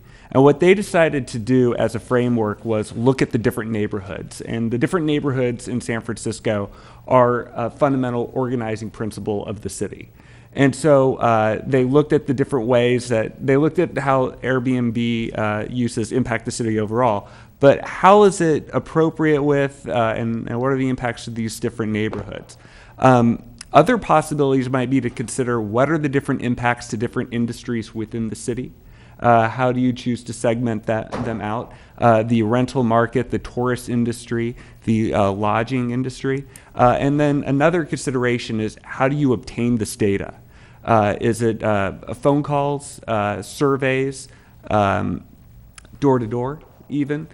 So there are many different considerations, all of which we would think about in terms of how it would work best for the city of Ojai, given the universe, the character of the city, the people that we would contact. Like, how many people would we have to contact to build a representative sample for the city of Ojai?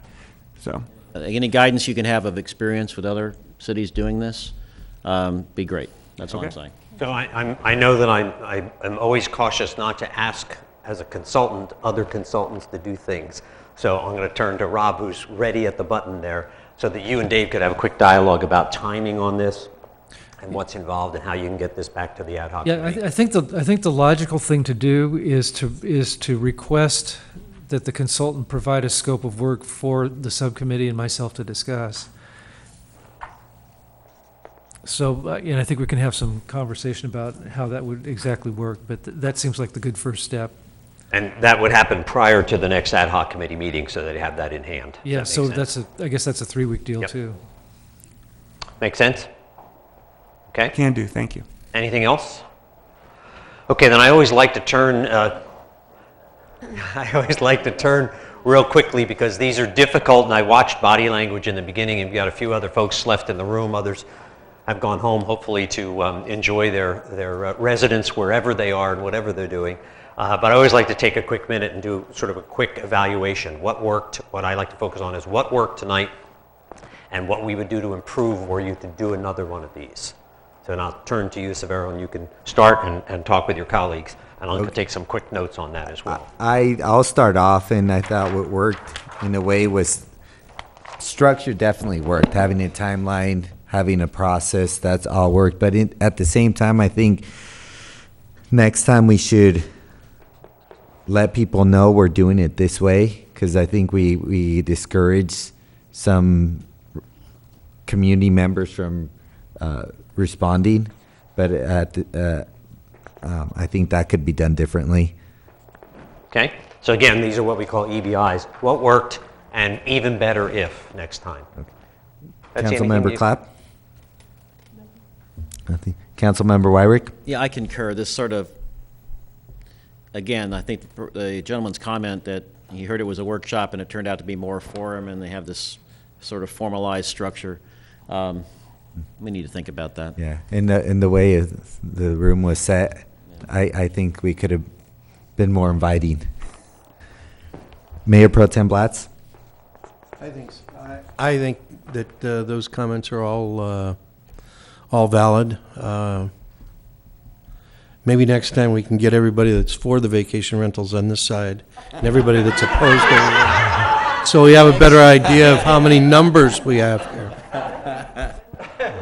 Councilmember Haney. Paul, I actually took a count. We were pretty even. It was about 10 to 8 when it was said and done. Or it was it was very interesting. But I thought the format worked. I think this isn't engaging. This is a little formal for a workshop. So that'd be my only comment. I agree. Rob, well, let's just keep going down, because you all were involved in this. Yeah, I think one of the biggest challenges is trying to get a broader segment of the community, and I think we got a broader segment, which was the goal of the subcommittee, but I think we could do better. I'm not exactly sure how.